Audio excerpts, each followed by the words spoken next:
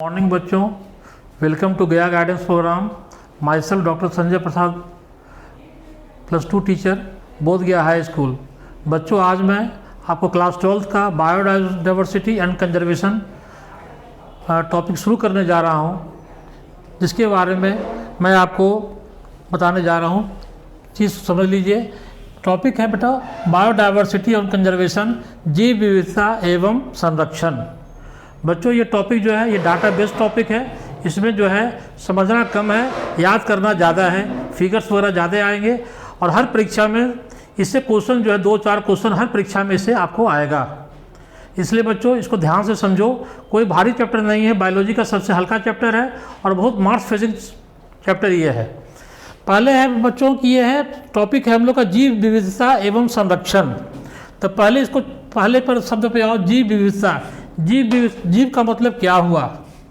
जीव का मतलब हो गया कोई भी लिविंग ऑर्गेनिजम्स, जो भी लिविंग ऑर्गेनिजम्स होंगे जिनमें लाइफ होगा, जिनमें प्राण होगा, उनको लिविंग ऑर्गेनिजम्स कहेंगे। कोई भी लिविंग ऑर्गेनिज्म होंगे, वो चाहे एनिमल हो, प्लांट हो या माइक्रो ऑर्गेनिजम्स हो। उनका बॉडी किससे बना होगा? उनका बॉडी जो है सेल से बना होगा। इसलिए बच्चों बायोलॉजी का पहला कंसेप्ट है कि cell is the structural and functional unit of our body. जो भी लिविंग ऑर्गेनिजम्स हैं, जो भी प्राणी हैं, उनका शरीर कोशिकाओं से बना है। जैसे मकान ईंटा से बना, और से हमारा शरीर जो है, जितने भी प्राणी हैं दुनिया में, पेड़ पौधे हों, जंतु हों, उनका शरीर जो है कोशिकाओं से बना। कोशिका किससे बना? बृहत अणुओं से बना। कार्बोहाइड्रेट है, प्रोटीन है, फैट है, न्यूक्लिक एसिड्स है, उन सब से मिलके बना। और कोशिका से ऊतक बना। ऊतक से जो है अंग का निर्माण हुआ, जिसको ऑर्गन कहते हैं। और बहुत सारे अंग जो एक तरह के काम करते हैं, वो ऑर्गन सिस्टम या अंगतंत्र का निर्माण करते हैं। और वो अंगतंत्र मिलकर के एक कंप्लीट जीव का निर्माण किए, ऑर्गेनिज्म का निर्माण किए। और वो ऑर्गेनिज्म मिलकर के पॉपुलेशन का निर्माण किए, जिससे कम्युनिटी बना और लास्ट में बायोम बना। अब बच्चों, जो हम लोग का जो टॉपिक है वो है जीव विविधता। तो ये विविधता जो है, डाइवर्सिटी जो है, ये वेरिएशन जो है, कि किस लेवल का अध्ययन हमको करना है। ये हमको मैक्रो मॉलिक्यूल से लेकर के हर लेवल पर जो है हमको क्या क्या विविधता है, क्या क्या डिफरेंसेज है, क्या क्या वेरिएशन है, उनके बारे में अध्ययन करना है बच्चों। लेकिन क्लास 12 में जो जीव विविधता के बारे में जो हमको पढ़ना है, हमको ये जानकारी हासिल करना है कि हमारा धरती जिस पर हम लोग निवास करते हैं, आवर प्लैनेट द अर्थ, उसकी उत्पत्ति, उस पर कितने तरह के जीव जंतु हैं, कितने तरह के पेड़ पौधे हैं। बच्चों, इस चैप्टर को पढ़ने के पहले मैं थोड़ा सा बेसिक कंसेप्ट ज्योग्राफी का आपको होना बहुत ज़रूरी है, क्योंकि इसमें ये समझना है कि हमारा जो धरती है, इस धरती पर को जो एक पृथ्वी हमारा गोल है, इसका जो बीच की जो रेखा है, जिसको भूमध्य रेखा या विषुवत रेखा कहते हैं, इस विषुवत रेखा के 23.5 डिग्री ऊपर है, 23.5 डिग्री जो नीचे, ये जो रीजन होता है या जोन जो होता है, इसको ट्रॉपिकल रीजन कहते हैं या उष्णकटिबंधीय क्षेत्र कहते हैं। उसके ऊपर जो रीजन हुआ उसको टेम्परेट रीजन कहते हैं। और सबसे ऊपर पोलर रीजन हो गया, ध्रुव प्रदेश हो गया। ऊपर नॉर्थ पोल है और उत्तरी ध्रुव है, नीचे साउथ पोल है, दक्षिणी ध्रुव है। अब हमको इस चैप्टर में ये जानकारी हासिल करना है बच्चों कि हम जो धरती पर जो जंतु पाए जाते हैं, जो लिविंग प्राणी पाए जाते हैं, प्राणी का मतलब पौधे और जानवर दोनों आ गए बेटा। इन प्राणियों का डिस्ट्रीब्यूशन कैसे है, किसे कहाँ पर ज़्यादा है, कहाँ पर कम है, ज़्यादा है तो क्यों ज़्यादा है, हमारे लिए उनकी क्या महत्ता है, इसके बारे में जानकारी हमको इस चैप्टर में हासिल करना है बच्चों। दूसरी बात, ये दिमाग में कंसेप्ट यहाँ पे क्लियर करना है। एक वर्ड आपको ब्लैक बोर्ड में दिखाया पड़ा, प्रोकैरियोट और यूकैरियोट। ये क्या चीज़ है?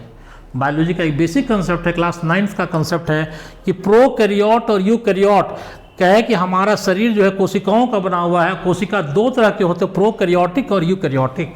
बच्चों मैं पढ़ा चुका हूँ, आप लोग जानते भी होंगे कि प्रोकैरियोटिक वैसे ऑर्गेनिज्म को कहते हैं जिनकी कोशिका में न्यूक्लियस या केंद्रक और मेम्ब्रेन बॉन्ड ऑर्गेनेल्स नहीं होते हैं। जो भी कोशिकांग हैं उनमें कोई कवरिंग नहीं होती है, न्यूक्लियर केंद्रक नहीं पाया जाता है, वैसे ऑर्गेनिज्म्स को प्रोकैरियोटिक कहते हैं। उसके एग्जाम्पल है बैक्टीरिया और ब्लू ग्रीन एल्गी, इनको कहते हैं मोनेरा। क्या कहते हैं बेटा? मोनेरा। इसका फॉर्मूला भी आपको हम बताए थे, वो था PM, P से प्रोकैरियोटिक, M से मोनेरा। दूसरी जो वर्ग जो है वो है यूकैरियोटिक सेल। यूकैरियोटिक मतलब हुआ कि वैसी कोशिका जिसमें केंद्रक भी है और मेम्ब्रेन बॉन्ड ऑर्गेनेल्स भी पाए जाते हैं, उनको प्रोटिस्टा कहते हैं। क्या कहते हैं बच्चों? प्रोटिस्टा कहते हैं। सबसे बड़ी बात यह है कि इस चैप्टर में बायोडायवर्सिटी, जीव विविधता एवं संरक्षण में जो हमको पढ़ना है वो हम लोग यूकैरियोटिक जो ऑर्गेनिजम्स हैं उनके बारे में पढ़ते हैं, प्रोकैरियोटिक के बारे में नहीं पढ़ते हैं। बैक्टीरिया, ब्लू ग्रीन एल्गी के बारे में अभी तक कोई जानकारी हासिल वैज्ञानिकों को नहीं हुई है कि धरती पर कितने तरह के प्रोकैरियोटिक जीव जंतु पाए जाते हैं। समझ गए बच्चे? ये आपका बेसिक कंसेप्ट हुआ बच्चों। अब यहाँ पर देखो, एक बेसिक क्वेश्चन आता है कि दुनिया में, भाई पहले इस बात को समझो कि बायोडायवर्सिटी टर्म को किसने दिया। तो बच्चों बायोडायवर्सिटी टर्म को जो दिया उसका नाम था रोजन। बायोडायवर्सिटी टर्म को किसने दिया? रोजन नाम के वैज्ञानिक ने दिया। दूसरी बात है कि ये क्वेश्चन आता है कि भाई कि ये बायोडायवर्सिटी शब्द को पॉपुलराइज किसने किया? इसको पॉपुलराइज किया एडवर्ड विल्सन ने। किसने किया बच्चों? एडवर्ड विल्सन ने इसको पॉपुलराइज किया। वो जैविक विविधता अलग अलग स्टेजों पर, उस हर स्टेज के बारे में उसने अध्ययन किया, बताया कि जैविक विविधता हर स्टेज पर कैसी है, क्या पाई जाती है, कहाँ कहाँ जैविक विविधता है। इसमें उसने 3 मुख्य चीज़ को बताया, जेनेटिक लेवल पर, स्पीसीज लेवल पर, और ये जो उन्होंने बताया विल्सन साहब ने बताया, जो मैं आपको आगे पढ़ाऊँगा। आपके दिमाग में आता होगा कि भाई हमारे धरती पर ज़्यादा पौधे हैं या ज़्यादा जानवर हैं। यहाँ पर एक कंसेप्ट क्लियर कर लो कि हमारे धरती पर ज़्यादा एनिमल्स हैं, एनिमल की संख्या ज़्यादा है, 70% एनिमल हैं बच्चों, और 22% जो है ये पौधे हैं। अब आपको कंसेप्ट होता होगा बच्चों की परसेंट का मतलब क्या? परसेंट का मतलब होता है 100 में 70 जो है जानवर हैं और 100 में 22 जो हैं पेड़ पौधे धरती पर पाए जाते हैं। बच्चों आपको ये जानकारी भी ताज्जुब होगा, इस जानवर में जो सबसे ज़्यादा कौन है? वो है कीड़ा मकोड़ा, जिसको कहते हैं इंसेक्ट कहते हैं। क्या कहते हैं बेटा? इंसेक्ट कहते हैं, कीड़ा मकोड़ा कहते हैं। ये 70 का 70% हिस्सा इंसेक्ट ग्रुप में आते हैं। इंसेक्टा किस फाइलम में आते हैं? आर्थ्रोपोडा में आते हैं। इंसेक्ट का मेन कैरेक्टर क्या है कि 3 जोड़ा 3 पेयर्स ऑफ लेग्स पाए जाते हैं। तो ये जो एनिमल जो है लिविंग ऑर्गेनिज्म्स में एनिमल और प्लांट है, एनिमल जो है 70% एनिमल्स हैं और 70% में जो है 70% जो है इंसेक्ट्स हैं और बाकी 30% दूसरे या आपको जानवर जो हैं वो इसमें आते हैं, एनिमल्स आते हैं। दूसरी बात दिमाग में एक असर क्लियर करो बेटा कि जैसे 10 जानवरों में 7 जानवर कीड़े मकोड़े हैं। इसका कंसेप्ट यहाँ क्लियर हो गया बेटा। अब आगे देखिए, अब आप ब्लैक बोर्ड पर आइए, मैं आपको बताता हूँ कि इस चैप्टर में एक चीज़ और समझ लीजिए यहाँ पर कि ये बायोडायवर्सिटीज, ये धरती पर जो है, धरती का निर्माण 3 करोड़ साल पहले धरती पर जब जीवन की उत्पत्ति हुई उस समय IUCN शब्द क्या है बच्चों? IUCN ये बराबर आपको आता है परीक्षा में कि IUCN का फुल फॉर्म लिखिए। फुल फॉर्म बच्चों रट लो, याद कर लो, International Union for Conservation of Nature and Natural Resources. International Union for Conservation of Nature and Natural Resources. इन्होंने, ये जो संस्था है, इन्होंने एक बुक पब्लिश करते हैं, इनका नाम है रेड डाटा बुक। बराबर प्रश्न आता है, परीक्षाओं में प्रश्न आता है कि रेड डाटा बुक का प्रकाशन कौन करते हैं? तो IUCN करते हैं रेड डाटा बुक। इस बुक में किसकी जिक्र है?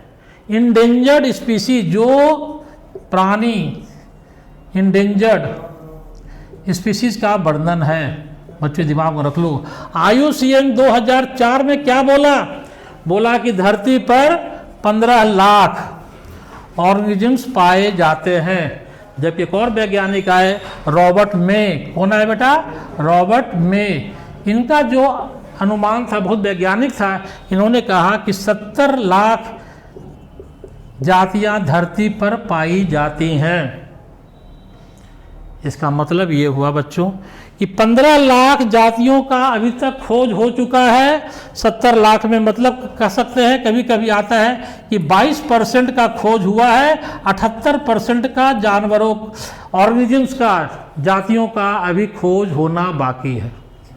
एक कंसेप्ट क्लियर हो गया बच्चों कि IUCN 2004 के अनुसार धरती पर कुल जातियों की संख्या 15 लाख है। रॉबर्ट मे के अनुसार 70 लाख है। इसका मतलब ये हुआ कि 22% अभी खोजा गया है, 78% का खोजा जाना बाकी है। और बड़े दुर्भाग्य की बात है बच्चों कि इन जो 78% में से बहुत से प्राणी विलुप्त भी हो गए, खत्म भी हो गए। और प्राणी जो जातियों का जो विलोपन हो रहा है, उनमें सबसे बड़ा जो रोल है हम मानवों का है। हमारा नीड जो है ग्रीड में बदल गया, इसलिए विलोपन हो। सब मैं आगे बच्चों को पढ़ाऊंगा, आपको आगे समझाऊंगा। दूसरी बात यह है बच्चों कि आपको जो है एक ऐसा माना गया कि जो हमारे धरती पर जो है जो 20,000 टाइप की चींटियां पाई जाती हैं।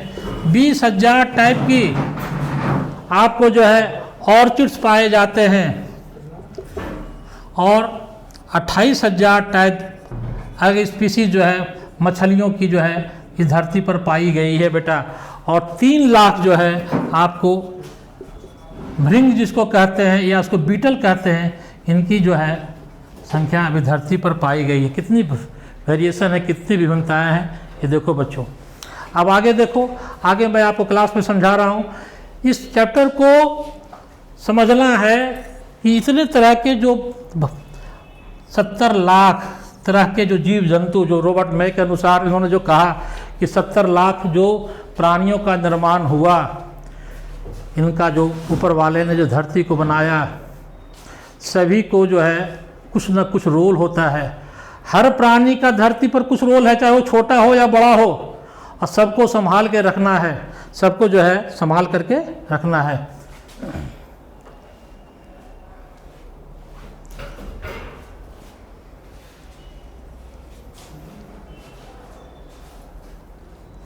ये टर्म है बेटा बायोडायवर्सिटी।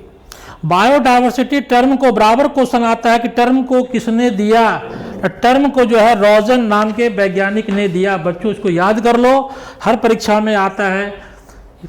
और इसको जो है इस वर्ड को जो पॉपुलराइज किया एडवर्ड विल्सन साहब ने पॉपुलराइज किया, बताया कि जो बायोलॉजिकल जो लेवल है, micromolecule, cell, cellular level, tissue level, organ level, हर लेवल पर जो डिफरेंसेज हैं पाए गए। डाइवर्सिटी का मतलब डिफरेंसेज, विभिन्नताएं, वेरिएशन, और कंजर्वेशन का मतलब संरक्षण। जितनी तरह के प्राणी धरती पर हैं उनको पहचानो, उनको संरक्षण करो, उनको बचाओ। इसलिए कहता सेव द अर्थ। आगे क्या कहता है? बायोडाइवर्सिटी, बायो मतलब बायोलॉजिकल ऑर्गेनिज्म जिसमें लाइफ हो, बायो मतलब लाइफ, लिविंग ऑर्गेनिजम्स कहते हैं, और उनमें जो डाइवर्सिटी है, विभिन्नताएं हैं। मेरे सामने क्या कहा? 70 lakh variety of life forms and habitat, अलग अलग जो हर जो प्राणी जो धरती पर पाए जा रहे हैं। बच्चों देखते हो गए, कुछ जो है पानी में रहते हैं, कुछ जो है पेड़ पर रहते हैं, कोई बिल बना के रहते हैं, कोई मरुस्थल में रहते हैं, कोई पोलर रीजन में रहते हैं। अलग अलग जगह पर हर प्राणी अलग अलग जगहों पर निवास करते हैं। वो हैबिटेट का मतलब हो गया उनका घर, जहाँ पर वो निवास करते हैं। आगे क्या कहता है बच्चों? आगे देखिए, आगे कहता है कि जो लेवल ऑफ जो बायोडाइवर्सिटी है, विभिन्नताएं हैं, उसको 3 लेवल पर उसको हमको स्टडी करना है। वो है आपका जेनेटिक जीन लेवल पर, स्पीसीज लेवल पर, और इकोलॉजिकल डाइवर्सिटी। कहता है बायोलॉजिकल डाइवर्सिटी जो है, ये तीनों जो है, ये तीनों आपस में इंटर रिलेटेड हैं। जेनेटिक लेवल, स्पीसीज लेवल और इकोलॉजिकल लेवल। बच्चों यहाँ पर एक चीज़ दिमाग में बैठा लो कि जेनेटिक लेवल में एक ही जाति के भीतर जो जीन्स होते हैं, मैं पढ़ा चुका हूँ बच्चों जीन्स क्या है, कि कोशिका के भीतर केंद्रक, केंद्रक के भीतर क्रोमोजोम, और क्रोमोजोम बना हुआ है डीएनए और प्रोटीन का, और उसी डीएनए को जो फंक्शनल डीएनए होता है उसको जीन कहते हैं, और जीन एक गुण के लिए रिस्पॉन्सिबल होता है। और जीन जो है डीएनए बना होता है बच्चों, आप लोग पढ़ चुके हैं, वो 3 चीज़ से बनता है, नाइट्रोजनस बेस, शुगर और फॉस्फेट से बनता है। नाइट्रोजनस बेस 4 तरह के होते हैं। जैसे अंग्रेजी में 26 अल्फ़ाबेट मिलकर करोड़ों अरबों तरह के शब्द का निर्माण करते हैं, उसी तरह से बायोलॉजिकल सिस्टम में ये 4 तरह के जो नाइट्रोजनस बेस है, इनका अलग अलग परमुटेशन कम्बिनेशन होके अलग अलग तरह के गुणों का निर्माण करते हैं। आप किसी में भी देख लीजिए, जितने भी प्राणी हैं दुनिया में धरती पर, हर का जो थंब इम्प्रेशन अलग है, आँख का जो आइरिस का जो है अलग है, आधार कार्ड में वो लेते हैं थंब इम्प्रेशन, आज भी रजिस्ट्री होता है, तब सिग्नेचर का वैल्यू नहीं, थंब इम्प्रेशन का वैल्यू है। आँख में जो प्यूपिल है, आइरिस है, उसका जो है डायग्राम लेते हैं, हर का अलग अलग भगवान ने बनाया, हर के लिए रिस्पॉन्सिबल कौन है, जीन है। तो जेनेटिक डाइवर्सिटी पे जो है, ये जेनेटिक डाइवर्सिटी बच्चों जीन्स लेवल पर होता है, जीनस लेवल पर नहीं होता है, यहाँ पर गलती मत कर देना, ये बहुत इंपॉर्टेंट पॉइंट है।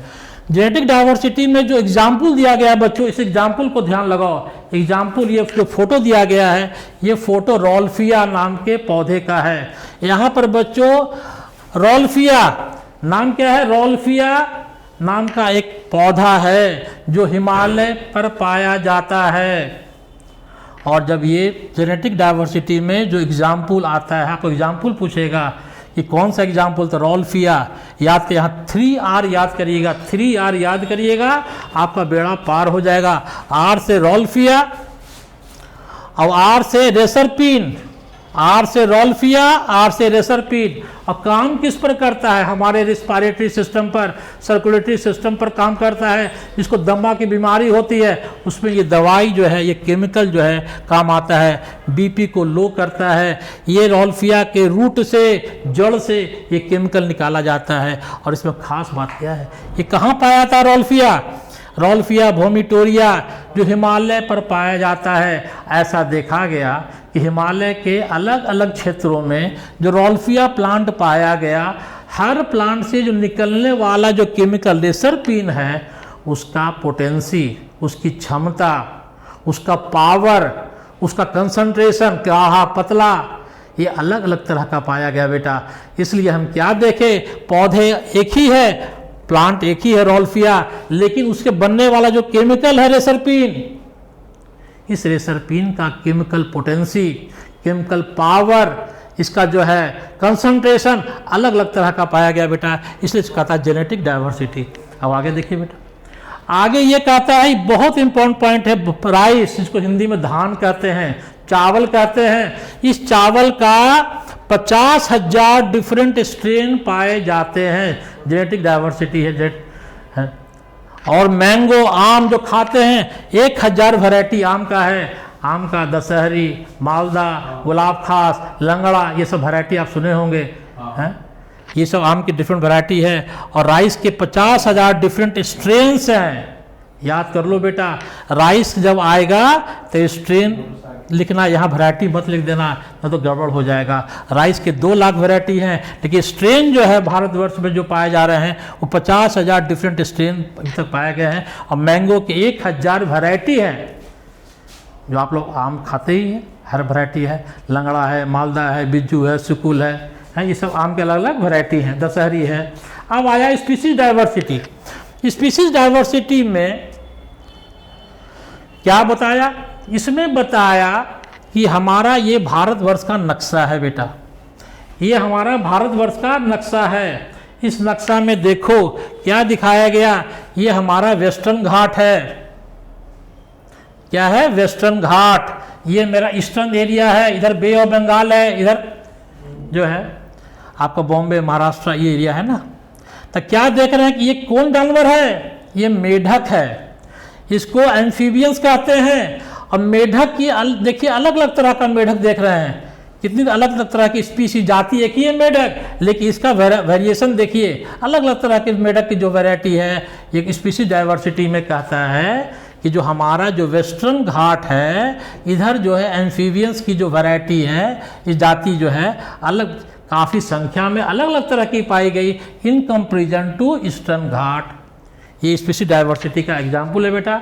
इसको जो है देखिए क्या कहता है कि diversity at the species level is called species diversity. जातीय लेवल पर कहता है कि जो वेस्टर्न घाट में एम्फीबियंस की जो स्पीशीज हैं, जाति जो है की संख्या ज़्यादा है और टाइप ज़्यादा है, इसलिए कहा वेस्टर्न घाट जो है ईस्टर्न घाट की तुलना में स्पीशीज डाइवर्सिटी मतलब। अब आगे क्या कहा कि द स्पीशीज डाइवर्सिटी डिपेंड, ये डाइवर्सिटी जो विभिन्नताएं हैं जो अलग अलग तरह के देख रहे हैं, ये क्या देख रहे हैं, नंबर संख्या, इधर की संख्या इधर की संख्या देखिए, इधर कम संख्या इधर ज़्यादा संख्या। और इसलिए कहता है एक वर्ड आपको आएगा स्पीशीज रिचनेस। स्पीशीज रिचनेस का मतलब हो गया कि पर यूनिट एरिया में, एक खास क्षेत्रफल में कितनी जातियां पाई जाती है, उसको स्पीशीज रिचनेस कहते हैं बच्चों। स्पीशीज रिचनेस का मतलब हो गया number of species per unit area. 1 kilometre के दायरे में, आधा किलोमीटर के दायरे में कितनी जातियां पाई जाती हैं किसी जानवर की, किसी पेड़ पौधे की, उसको स्पीशीज रिचनेस कहते हैं। ज़्यादा होंगे तो उसको कहेंगे ज़्यादा स्पीशीज रिचनेस है बेटा। अब आगे देखिए, तीसरा है इकोलॉजिकल डाइवर्सिटी। इकोलॉजिकल डाइवर्सिटी में बच्चों एक पॉइंट याद कर लें, जो याद करने लायक जो क्वेश्चन बराबर आता है वो आता है इंडिया का, जो हमारे एनसीईआरटी बुक में जो किया गया है, कंपेरिजन किया गया है नॉर्वे से, जो स्कैंडिनेवियन कंट्री, आप नॉर्वे याद कर लीजिएगा कि इंडिया में इकोलॉजिकल डाइवर्सिटी ज़्यादा, यहाँ बहुत तरह के, आप देखिए भारतवर्ष में कहीं जंगल हैं, काफ़ी घने जंगल हैं, कहीं जो है बर्फ़ वाले हिमालय की तरफ चले जाइए खाली जो है आपको बर्फ़ वाले प्रदेश मिलेंगे, राजस्थान में जाइए आपको मरुस्थल मिलेंगे, नॉर्थ ईस्ट इंडिया में जाए घने घने जंगल मिलेंगे, आपको बॉम्बे एरिया में नीचे जो एरिया जो आता है हमारा दक्षिण एरिया, वहाँ कोस्टल एरिया है कि नहीं। तो अलग अलग तरह के जो है यहाँ इकोसिस्टम पाए जाते हैं, और वही कहता है कि हमारे देश में तरह तरह के इकोसिस्टम परितंत्र पाए जाते हैं। डेजर्ट है, रेन फॉरेस्ट है, मैनग्रोव है, कोरल रीफ है, इस्चुरी है, अल्पाइन है। इसमें क्वेश्चन आता है बच्चों बराबर कि कौन से इकोलॉजिकल डाइवर्सिटी में सबसे ज़्यादा स्पीशीज रिचनेस है, ज़्यादा पाते हैं, वो बच्चों मारना कोरल रीफ। ये कोरल रीफ जो है इसको मूंगा का पहाड़ कहते हैं। ये ऑस्ट्रेलिया जो है, ऑस्ट्रेलिया नाम सुने होंगे, कॉन्टिनेंट, वहाँ पर ये कोरल रीफ पाते हैं। यहाँ पर इकोलॉजिकल डाइवर्सिटी जो है काफ़ी ज़्यादा पाई जाती है। समझ गया बच्चों, ये आपका कंसेप्ट क्लियर हो गया। इसमें 2 पॉइंट याद रखिएगा, इंडिया का जो इकोलॉजिकल डाइवर्सिटी है नॉर्वे की तुलना में ज़्यादा है, क्योंकि भारत बहुत विस्तृत देश है, यहाँ विविधताएँ हैं, हर क्षेत्र का अलग अलग यहाँ का माहौल है, जलवायु है।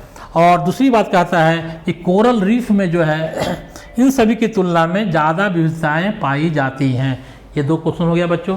ये सब आगे बढ़िए, आपको इकोलॉजिकल डाइवर्सिटी का कुछ फोटो भी दिखाया गया है। ये रेन फॉरेस्ट है, ये आपका मैनग्रोव है, दलदल वाले एरिया है।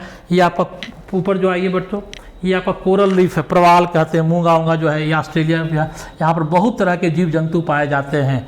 और यह है स्टोरी वगैरह हो गया बच्चों। अब आगे आइए, अब आइए global species diversity. IUCN international Union for Conservation of Nature and Natural resources 2004 का रिपोर्ट कहता है कि हमारे धरती पर जो अभी तक जो खोजा गया है 1.5 मिलियन। 1 मिलियन का मतलब 10 लाख, 1.5 मिलियन मतलब 15 लाख तरह के जातियां पेड़ पौधे धरती पर पाए जाते हैं। लेकिन रॉबर्ट मे ने क्या कहा, इनका जो आंकड़ा था उसमें बहुत से वैज्ञानिकों ने तरह तरह की बातें बोली, लेकिन रॉबर्ट मेक जो है इनका जो आंकड़ा दिया वैज्ञानिक तरीके से दिया, इनको जो है ज़्यादा मानने, वैज्ञानिक ज़्यादा माना, वो कहा 70 लाख, 7 मिलियन 70 लाख है। फिर क्या पढ़ा चुके आपको टोटल स्पीशीज। क्वेश्चन पूछेगा धरती पर ज़्यादा पौधे की जानवर, आप बोलिए ज़्यादा जो है जानवर हैं 70%।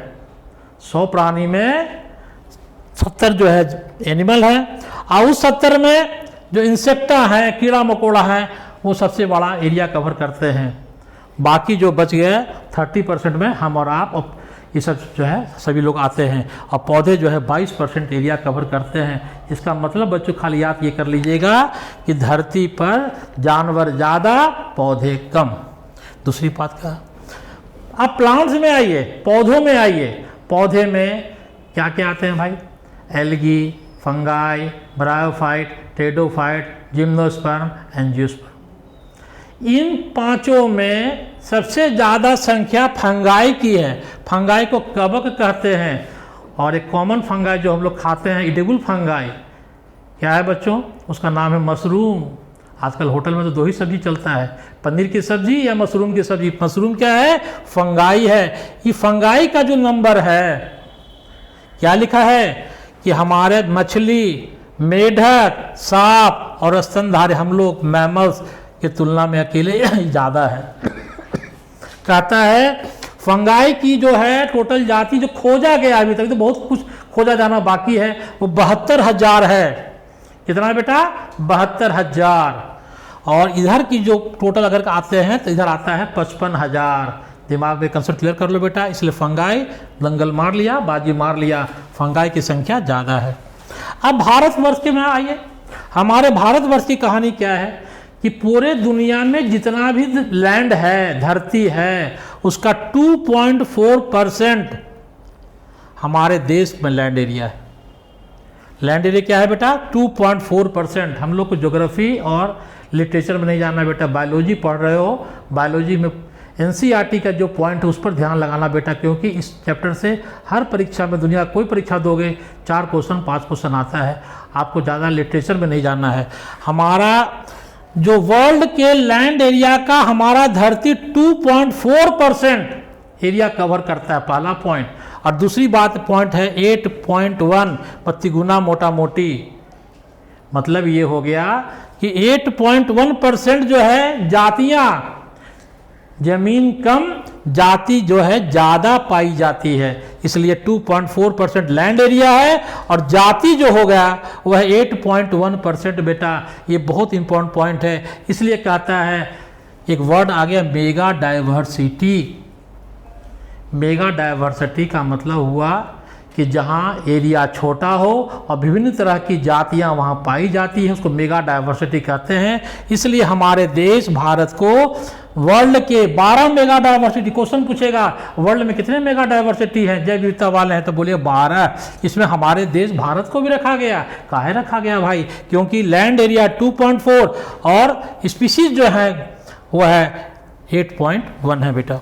अब आगे देखिए, आगे क्या कहता है भारत के बारे में कि हमारे देश में 90,000 अभी तक खोजा गया है जानवर, एनिमल, और उसका जस्ट आधा 45,000। परीक्षा में याद न रहे तो एगो भी याद कर लो बेटा, दूसरा फिगर याद हो जाएगा। 45 का डबल 90,000। जिसमें कहता क्या है, एक आंकड़ा के अनुसार कि अभी भी 1 लाख प्लांट स्पीसीज को खोजा जाना बाकी है और 3 लाख जानवरों को, एनिमल्स को अभी खोजा जाना बाकी है। पहले भी हम पढ़ चुके हैं कि 22% को भी खोजा गया है, 100% में 78% का अभी खोजा जाना बाकी है। अब ये फिगर पर कमांड करो बेटा, इस फिगर पर कमांड करोगे क्योंकि इस फिगर बहुत इंपॉर्टेंट फिगर है बच्चों। क्योंकि मेडिकल का परीक्षा हो या आपका 12th का परीक्षा हो या कोई भी परीक्षा हो, क्या किया जाएगा, ये गोल बना करके खाली ऐसे ऐसे दे दिया जाएगा, ये आपको हटा दिया जाएगा और लेवलिंग करना आपको करना पड़ेगा। तो यहाँ पर क्या देख रहे हो बेटा, ये 3 तरह का गोल दिया है। एक है वर्टिब्रेट। वर्टिब्रेट मतलब क्या? वैसा जानवर जिसमें रीढ़ का हड्डी है। इनवर्टिब्रेट जिसमें बैकबोन नहीं है, वर्टिब्रल कॉलम नहीं है, इसको कशेरुकी कहते हैं। इसको कशेरुकी कहते हैं। कशेरुकी को कितने ग्रुप में बांटते हैं? 5। देखो लिखा, fish, amphibia, reptile, bird, mammal, मछली, मेढक, सांप, पक्षी और स्तनधारी प्राणी। ये क्या कहता है कि जितने भी वर्टिब्रेट हैं उनमें आधा जो है मछलियां हैं। टोटल वर्टिब्रेट की संख्या कितनी बताया था आपको? 55,000। 28,000 अकेले मछली है। भाई होगी काहे नहीं? हमारे धरती का 3/4 हिस्सा पर पानी है, बाकी 25% में ना भाई लैंड है। इसलिए मछली ज़्यादा हो गया। इधर जो है एम्फीबिया रेप्टाइल ARBM, याद कर लो ARBM, ये मेढक हो गया जो पानी में भी रहता है, लैंड में रहता है। ये पेट के बल रेंग कर चलने वाले जानवर, सांप, छिपकली, कछुआ, ये सब इसमें आते हैं। उड़ने वाले पक्षी इसमें, मैमल तो हम लोग है ही हैं भाई। अभी ये आइए इसमें इन्वर्टिब्रेट में, अकशेरुकी में इन्वर्टिब्रेट, समझ रहे हो बच्चों, ये रीढ़ की हड्डी नहीं है, पढ़ा है ना, पोरीफेरा, सोलेंटेटम, ये सब पढ़े हैं ना, फाइलम जो है ये इन्वर्टिब्रेट में आते हैं, अप टू जो इकानोडर्मेटा तक आते हैं, आर्थ्रोपोडा, मोलस्का। इसमें कहता क्या है कि जितने भी एनिमल्स हैं उस एनिमल में क्या बताए कि 70% कौन है, इंसेक्ट हैं। देखिए इंसेक्ट सबसे ज़्यादा एरिया कवर कर रहा है। कभी कभी परीक्षा में पूछता है बच्चों कि इंसेक्ट के बाद दूसरा सबसे बड़ा कौन सा इन्वर्टिब्रेट ग्रुप में है, तो ये याद कर लो बच्चों मोलस्का, क्योंकि इधर का लोग को ना मालूम हो गया, मोलस्का लोग को नहीं मालूम है कि मोलस्का जो है सेकंड लार्जेस्ट ग्रुप है। और क्या देख रहे हैं भैया कि ऑर्थोपोडा में ही इंसेक्टा आता है और ऑर्थोपोडा में ही क्रस्टेशिया आता है। देखिए लिखा हुआ क्रस्टेशिया, इधर इंसेक्टा हो गया 70% और ये क्रस्टेशिया हो गया। तो दो ऑर्थोपोडा ग्रुप इंसेक्टा और क्रस्टेशिया के बीच में ये सैंडविच है, मोलस्का है, second largest group of this earth. Concept clear हो गया बच्चों कि 10 जानवर में से 7 जो है कीड़ा मकोड़ा है। इधर आइए पौधे के बारे में, प्लांट के बारे में। प्लांट में अब आपको यहाँ समझना है, याद करना है। कैसे याद होगा पहले बताते, ये लाइकेंस बताए कि लाइकेंस जो है दो प्राणी का सिम्बायोटिक रिलेशन है। लाइकेंस में कौन कौन है भाई, एल्गी और फंगाई, कवक और शैवाल आपस में मिलकर के नया ऑर्गेनिज्म बनाए जिसका नाम है लाइकेन। और बच्चों आपको जान करके ताज्जुब होगा कि लाइकेन जो है हमारे पॉल्यूशन इंडिकेटर हैं। जिस एरिया में पॉल्यूशन पाया जाएगा, कौन पॉल्यूशन, SO2 पॉल्यूशन, उसके इंडिकेटर है लाइकेन बच्चों। कहता है कि जिस एरिया में लाइकेन नहीं पाया गया वो क्या दर्शाता है कि वहाँ SO2 पॉल्यूशन है, उस एरिया में पॉल्यूशन ज़्यादा है। ये लाइकेन बढ़ा किससे, एल्गी और फंगाई से। तो देखिए यहाँ एल्गी आ गया, यहाँ फंगाई आ गया। आपको हमने क्या बताया कि फंगाई कितना 72,000, उसके बाद मॉसेज मतलब थैलोफाइटा, फर्न टेडोफाइटा, एलिस का मतलब हो गया जिम्नोस्पर्म और एंजियोस्पर्म। तो ये आपको लेवलिंग करने आएगा बच्चों। तो लाइकेन से शुरू करिएगा। लाइकेन किसका बना है, एल्गी फंगाई का बना है। उसके बाद क्या आया, थैलोफाइटा जिसमें मॉसेज आ गया, फिर ब्रायोफाइट, फिर आ गया टेडोफाइटा, फर्न आ गया, जिम्नोस्पर्म, फिर आ गया एंजियोस्पर्म। सबसे बड़ा एरिया इधर का फंगाई का है, इधर आपका फ्लावरिंग प्लांट का है या सीड वाले प्लांट का है, जिसको एंजियोस्पर्म हम लोग कहते हैं। ये फिगर पे बेटा कंसेप्ट एकदम क्लियर कर लो। इस फिगर में कोई दिक्कत नहीं, आधा आपका बना दीजिएगा क्या, आधा आपका मछली हो गया, इधर से ऐसे लाइन पड़िएगा, ऐसे कर दीजिएगा, इधर ARBM लिख दीजिएगा, इधर इंसेक्ट हो गया, ये मोलस्का है, ये क्रस्टेशिया, ये भी आपका ऑर्थोपोड का ही आ गया बच्चों। अब आगे आइए, आगे क्या कहता है, pattern of diversity. Pattern of biodiversity का मतलब हुआ कि धरती पर जो प्राणी पाए जाते हैं भूमध्य रेखा पर, जिसको ट्रॉपिकल रीजन कहते हैं, भूमध्य रेखा से 23.5 डिग्री नॉर्थ और 23.5 डिग्री साउथ को क्या कहते हैं, ट्रॉपिकल रीजन कहते हैं। और उसके ऊपर वाले रीजन को हमारे बायोलॉजी में NCERT क्लास पर टेम्परेट रीजन कहता है बेटा। तो कहता क्या है कि धरती पर जो जंतुओं, ये जो ऑर्गेनिजम्स हैं, उनका क्या वितरण समान है। तो उसी के बारे में कहा गया कि नॉट यूनिफॉर्म, यूनिफॉर्म नहीं है, अनइवन है, नॉट यूनिफॉर्म, अनइवन डिस्ट्रीब्यूशन है, एक समान नहीं है। खुद सोचो बच्चों कि रेगिस्तान में क्या जानवर पाए जाएंगे, उनकी संख्या, और जो पोल्स पर, हिमालय के एकदम पहाड़ पर की संख्या मिलाओ और हम लोग जहाँ रहते हैं वहाँ की संख्या मिलाओ मैदानी प्रदेश में, तो वहाँ पर फर्क है कि नहीं फर्क है। खुद सोच सकते हो। ये इस चैप्टर में रटना ज़्यादा है, समझना कम है। कि जो है वो है लैटिट्यूडनल ग्रेडियंट और species area relationship. Latitudinal gradient क्या है बेटा, लैटिट्यूडनल ग्रेडियंट क्या है, उसके बारे में क्या कहता है पहले समझिए।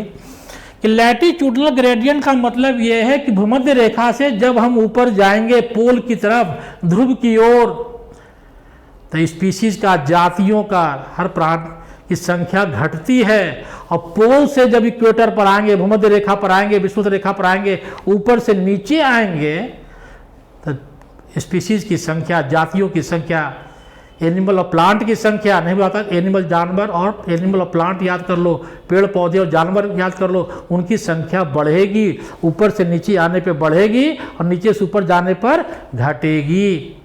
इसका मतलब रिलेशन कैसा है? इन्वर्सली प्रोपोर्शनल, कि जैसे जैसे जाएंगे ऊपर स्पीसीज की संख्या घटेगी। हो गया बेटा?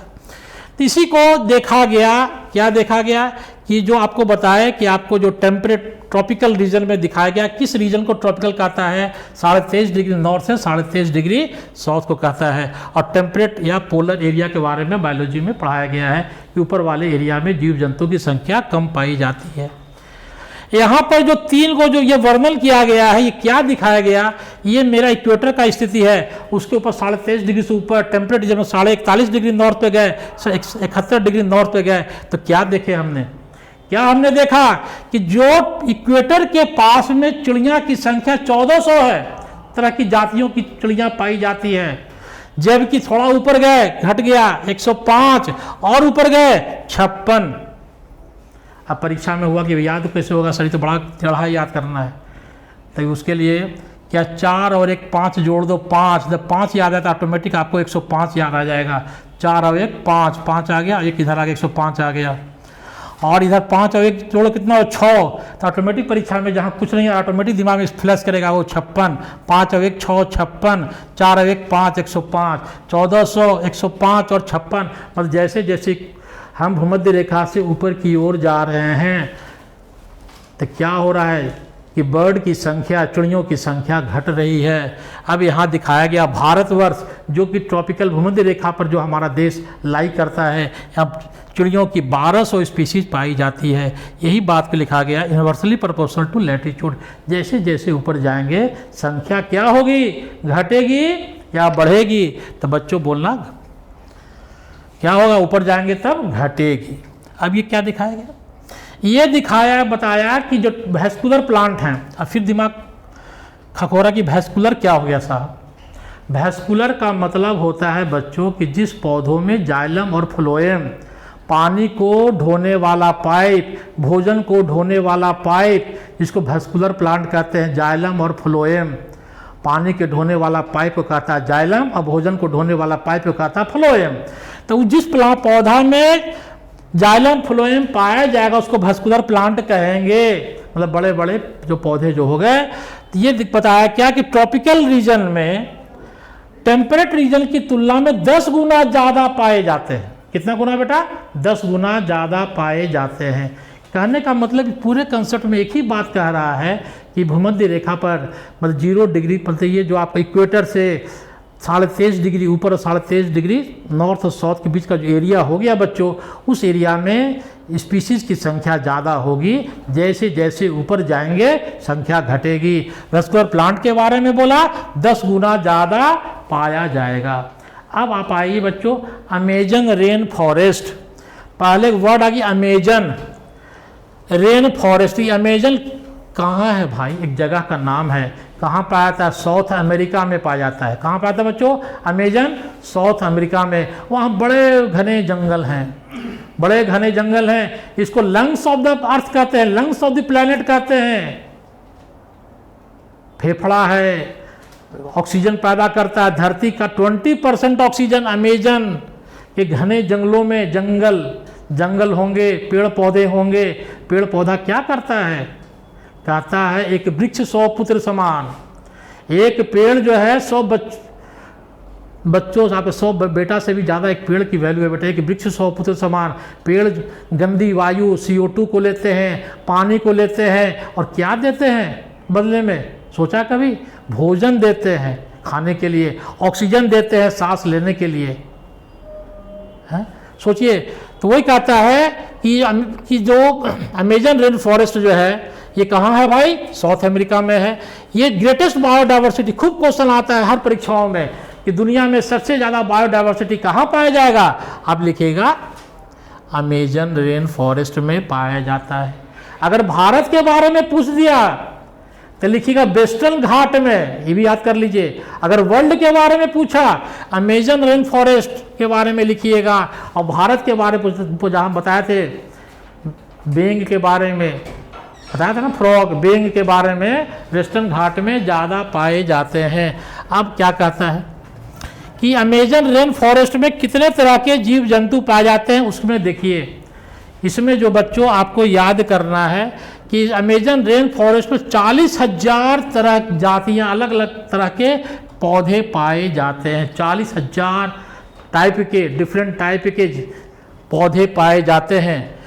मछलियों की संख्या 3,000, पक्षियों की जो है 1,300 अलग अलग तरह की पक्षियां पाई जाती है। आपको याद इससे करना, क्वेश्चन इससे आता है, और इसको याद करने के लिए याद कर लीजिए, जितना मेढक की संख्या है उतना मैमल की संख्या, 427 दोनों में कॉमन है बेटा, इसको याद कर लो। 427 का जो फार्मूला है मैमल और एम्फीबियन, कैसे याद होगा, ए से एम्फीबिया, उसके बगल में मैमल लिख दिया, और यहाँ भी लिख दिया मैमल के बगल में एम्फीबिया, दोनों सहोदर भाई है, दोनों की संख्या बराबर है।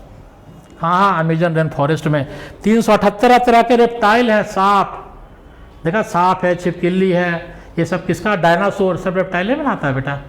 अब आगे देखिए, इनवर्टिब्रेट, अकशेरुकी, जिसमें बैकबोन नहीं है, पॉरीफेरा से लेके कैनोडर्मेटा तक पूरा आ जाइए, 1,25,000 तरह के जो इनवर्टिब्रेट पाए जाते हैं। यहाँ याद को 3,000 तरह की मछलियाँ, फिर 3 आ गया 1,300 तरह के बर्ड, 427 आपको याद हो ही जाएगा, फिर 3 आ गया 378, और 1,25,000 इनवर्टिब्रेट हो गए। और कहता क्या है कि 20 लाख स्पीसीज अभी भी खोजा जाना बाकी है, और 2 लाख तरह के कीड़े मकोड़े का खोजा जाना बाकी है। देखो क्या होता है। अब आगे देखिए, ये आपका जो फोटो दिखाया गया बेटा, ये फोटो आपको साउथ अमेरिका का फोटो दिखाया गया। ये हरा वाला जो पोर्शन है ये अमेजन रेन फॉरेस्ट है, और वो जंगल देखिए कितना घना जंगल है। बहुत दुर्भाग्य की बात है कि पहले जो है 16% जो फॉरेस्ट था दुनिया का इसी रीजन में था, आज इसकी वैल्यू जो है 6% घट गया। काहे कटिंग कर रहा है लोग, जंगल को क्यों काट रहे हैं ये साउथ अमेरिका वाले लोग? इसलिए काट रहे हैं सोयाबीन की खेती के लिए। बड़ा आपको हंसी लगेगा, सोयाबीन की खेती के लिए। सोयाबीन खाते हैं ना आप लोग घर में, ये मैक्सिमम प्रोटीन पाया जाता है। सोयाबीन की सब्जी बनाती है मम्मी, सोयाबीन की खेती के लिए। और किसके लिए जंगल काट रहे हैं? चारागाह बनाने के लिए। चारागाह समझते हैं ना, जहाँ जानवर, गाय भैंसे भेड़ बकरियाँ चरती हैं, भोजन लेती हैं। तो कौन चारागाह? बीफ कैटल, लिखा है एनसीईआरटी में, बीफ कैटल, जिस जानवर से हमको उसका मांस मिलता है खाने के लिए, उन जानवरों को भोजन के लिए जंगल काट के चारागाह बना रहे हैं। सोयाबीन की खेती के लिए कुछ जंगल को काट दे रहे हैं। पहले 16% घट के 6% हो गया। इसको लंग्स ऑफ द प्लैनेट कहते हैं। और जितना देर में आपको पढ़ा रहा होता है उतना देर में हजारों हेक्टेयर भूमि कट गया होगा। ये अमेजन रेन फॉरेस्ट है बेटा, लंग्स ऑफ द प्लैनेट है। 20% ऑक्सीजन यहाँ से इवॉल्व हो रहा है, धरती को मिल रहा है। ये फोटो देखिए यहाँ पर दिखाया गया है। ये ऑस्ट्रेलिया का फोटो है, देख लीजिए, ये ऑस्ट्रेलिया है। कोरल रीफ यहीं पर है, हम बता चुके हैं आपको। कोरल रीफ कहाँ है? ऑस्ट्रेलिया के बगल में। अब आगे आइए, greater biological diversity in tropic. इस क्वेश्चन में कहता है, ये प्रश्न उठता है कि साहब क्या बात है कि ट्रॉपिकल एरिया में, भूमध्य सागर में, मतलब आपका भूमध्य रेखा पर, इक्वेटर पर 23.5 डिग्री ऊपर और 23.5 डिग्री नीचे, वहाँ पर जाति तरह तरह के जीव जंतु पाए जाते हैं। जबकि ऊपर जो ध्रुव प्रदेश हैं, टेम्परेट रीजन है, पोलर रीजन में कम पाए जाते हैं। तो भाई पहली बात ये समझ लो कि कोई भी जाति के उद्भव और विकास में एक दिन का टाइम नहीं कि कोई जाति बन गया, हजारों लाखों साल लगते हैं। कहता है ट्रॉपिकल रीजन में जो भूमध्य रेखा जो है 23.5 डिग्री, ट्रॉपिकल रीजन में ग्लेशिएशन पहला पॉइंट, पोलर वहाँ पर जो है कम हुआ। दूसरी बात क्या कहा, ये एरिया जो है अनडिस्टर्ब रहा। आपको याद करना, ग्लेशिएशन, अनडिस्टर्ब्ड, ये 2 और सीजनल वेरिएशन, ये 3 पॉइंट खाली याद कर लो बेटा, तुम्हारा बेड़ा पार है। परीक्षा में ही लिख आ जाना कि भाई ट्रॉपिकल रीजन में कहाँ ज़्यादा पाया गया, तो वहाँ पर फ्रिक्वेंट ग्लेशिएशन नहीं पाया जाता है। वहाँ पर जो एरिया जो है अनडिस्टर्ब रहा, और सीजनल वेरिएशन वहाँ बहुत कम पाया गया। तो कम पाया गया तब जो भी नई जाति के उद्भव और विकास के लिए काफ़ी टाइम मिल गया, और नई जातियों का उद्भव और विकास हुआ। बाकी और दूसरी बात क्या, सोलर एनर्जी, बहुत इंपॉर्टेंट पॉइंट है। सोलर एनर्जी, भोजन को बनाने में, प्रकाश संश्लेषण में किसका रोल है? कार्बन डाइऑक्साइड और जल आपस में मिला, सूर्य की प्रकाश की उपस्थिति में क्या बनाया? ग्लूकोज। तो सोलर एनर्जी जब ज़्यादा मिलेगा तो ज़्यादा ग्लूकोज बनेगा, ज़्यादा ऑक्सीजन बनेगा, तो हम क्या कहेंगे कि प्रोडक्टिविटी जो है बढ़ गई। क्या हो गया? प्रोडक्टिविटी बढ़ गई। अब आगे आइए स्पीशीज एरिया रिलेशनशिप पर। स्पीशीज एरिया रिलेशनशिप कहता है कि भाई एरिया, किस एरिया में ज़्यादा स्पीशीज, ज़्यादा जातियाँ होंगी। इस पर एक वैज्ञानिक ने काम किया, इसका नाम है हमबोल्ट। ये जर्मनी के रहने वाले थे और भाई इन लोग जो है घुमक्कड़ होते हैं, बहुत अपने काम के प्रति डेडिकेटेड होते हैं। ये अमेजन जंगल में चले गए, जंगल में जो है बहुत दिन तक अपना समय गुजारे, बहुत अध्ययन किए। अध्ययन करने से क्या निष्कर्ष निकाले भैया? ये निष्कर्ष निकाले कि एक छोटे एरिया में जितने स्पीशीज हैं, मान लिया एक छोटा एरिया है उसमें 50 स्पीशीज हैं, एरिया और बढ़ाया। अगर 2 किलोमीटर 10 किलोमीटर के एरिया में उन्होंने स्टडी किया, देखा कि 50 स्पीशीज पाए गए, जातियाँ पाई गई पेड़ पौधे की। एरिया बढ़ाया 10 किलोमीटर से, अब कर दिया उन्होंने 100 किलोमीटर।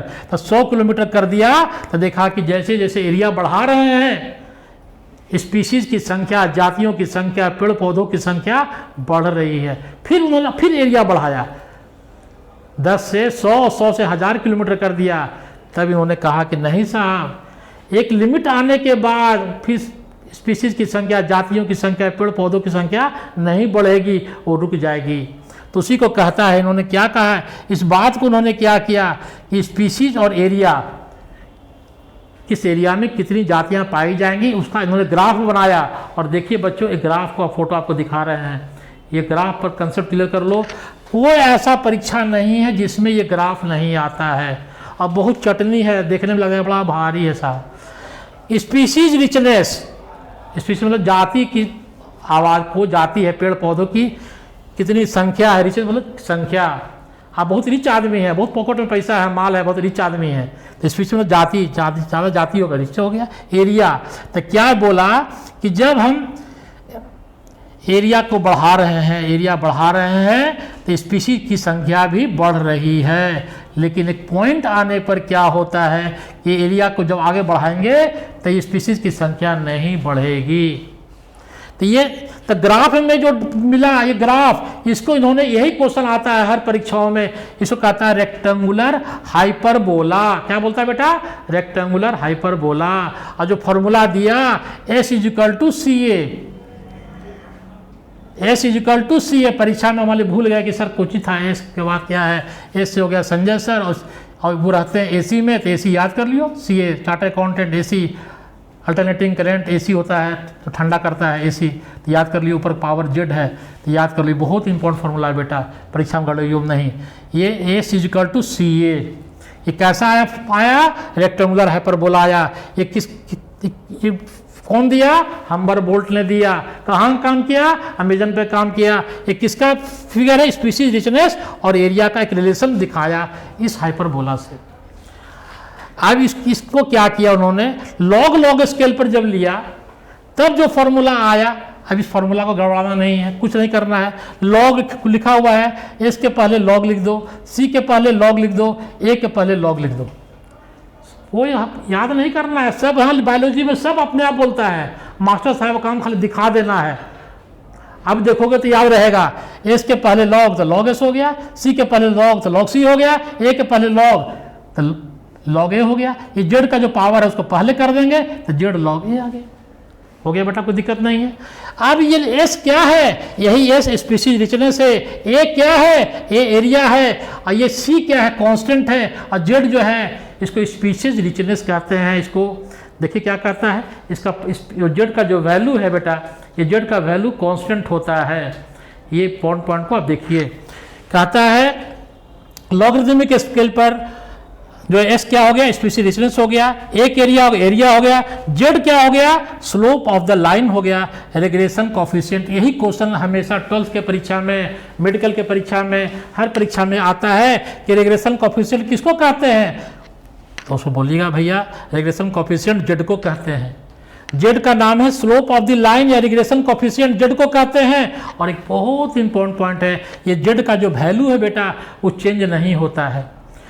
किसी भी एरिया में, चाहे वो एरिया भूमध्य सागर पर हो या पोल पर हो या कहीं पर भी हो, या समुद्र में हो या पहाड़ पर हो या डेजर्ट में हो, ये जेड का वैल्यू चेंज नहीं होता है। कोई भी जानवर हो, चींटी हो, मकड़ा हो, हम हो, आप हो, हाथी हो, आम का पेड़ हो, बरगद का पेड़ हो, कुछ भी हो, ये जेड का वैल्यू चेंज नहीं होता है। तो जेड का वैल्यू हमेशा परीक्षा में आता है। क्या है साहब? बहुत हल्का है। जेड का वैल्यू नॉर्मली 0.1 to 0.2। क्या है बेटा? 0.1 से 0.2। लार्ज कॉन्टिनेंट लिया, बड़ा बड़ा जैसे महादेश लिया, एशिया, अफ्रीका, ऑस्ट्रेलिया, उसका में वर्णन किया। तो उस कंडीशन में जब लार्ज कॉन्टिनेंट लेंगे, लार्ज एरिया लेंगे, क्वेश्चन आएगा हर परीक्षाओं में कि लार्ज एरिया में जेड का वैल्यू क्या होगा, तो लिखेगा 10 × 6 दूनी 12, 0.6 to 1.2, 6 दूनी 12, 1 और 2 हो गया ना बेटा 12, यहाँ मिला दो 1 2 12, 6 दूनी 12। यहाँ क्या लिखा?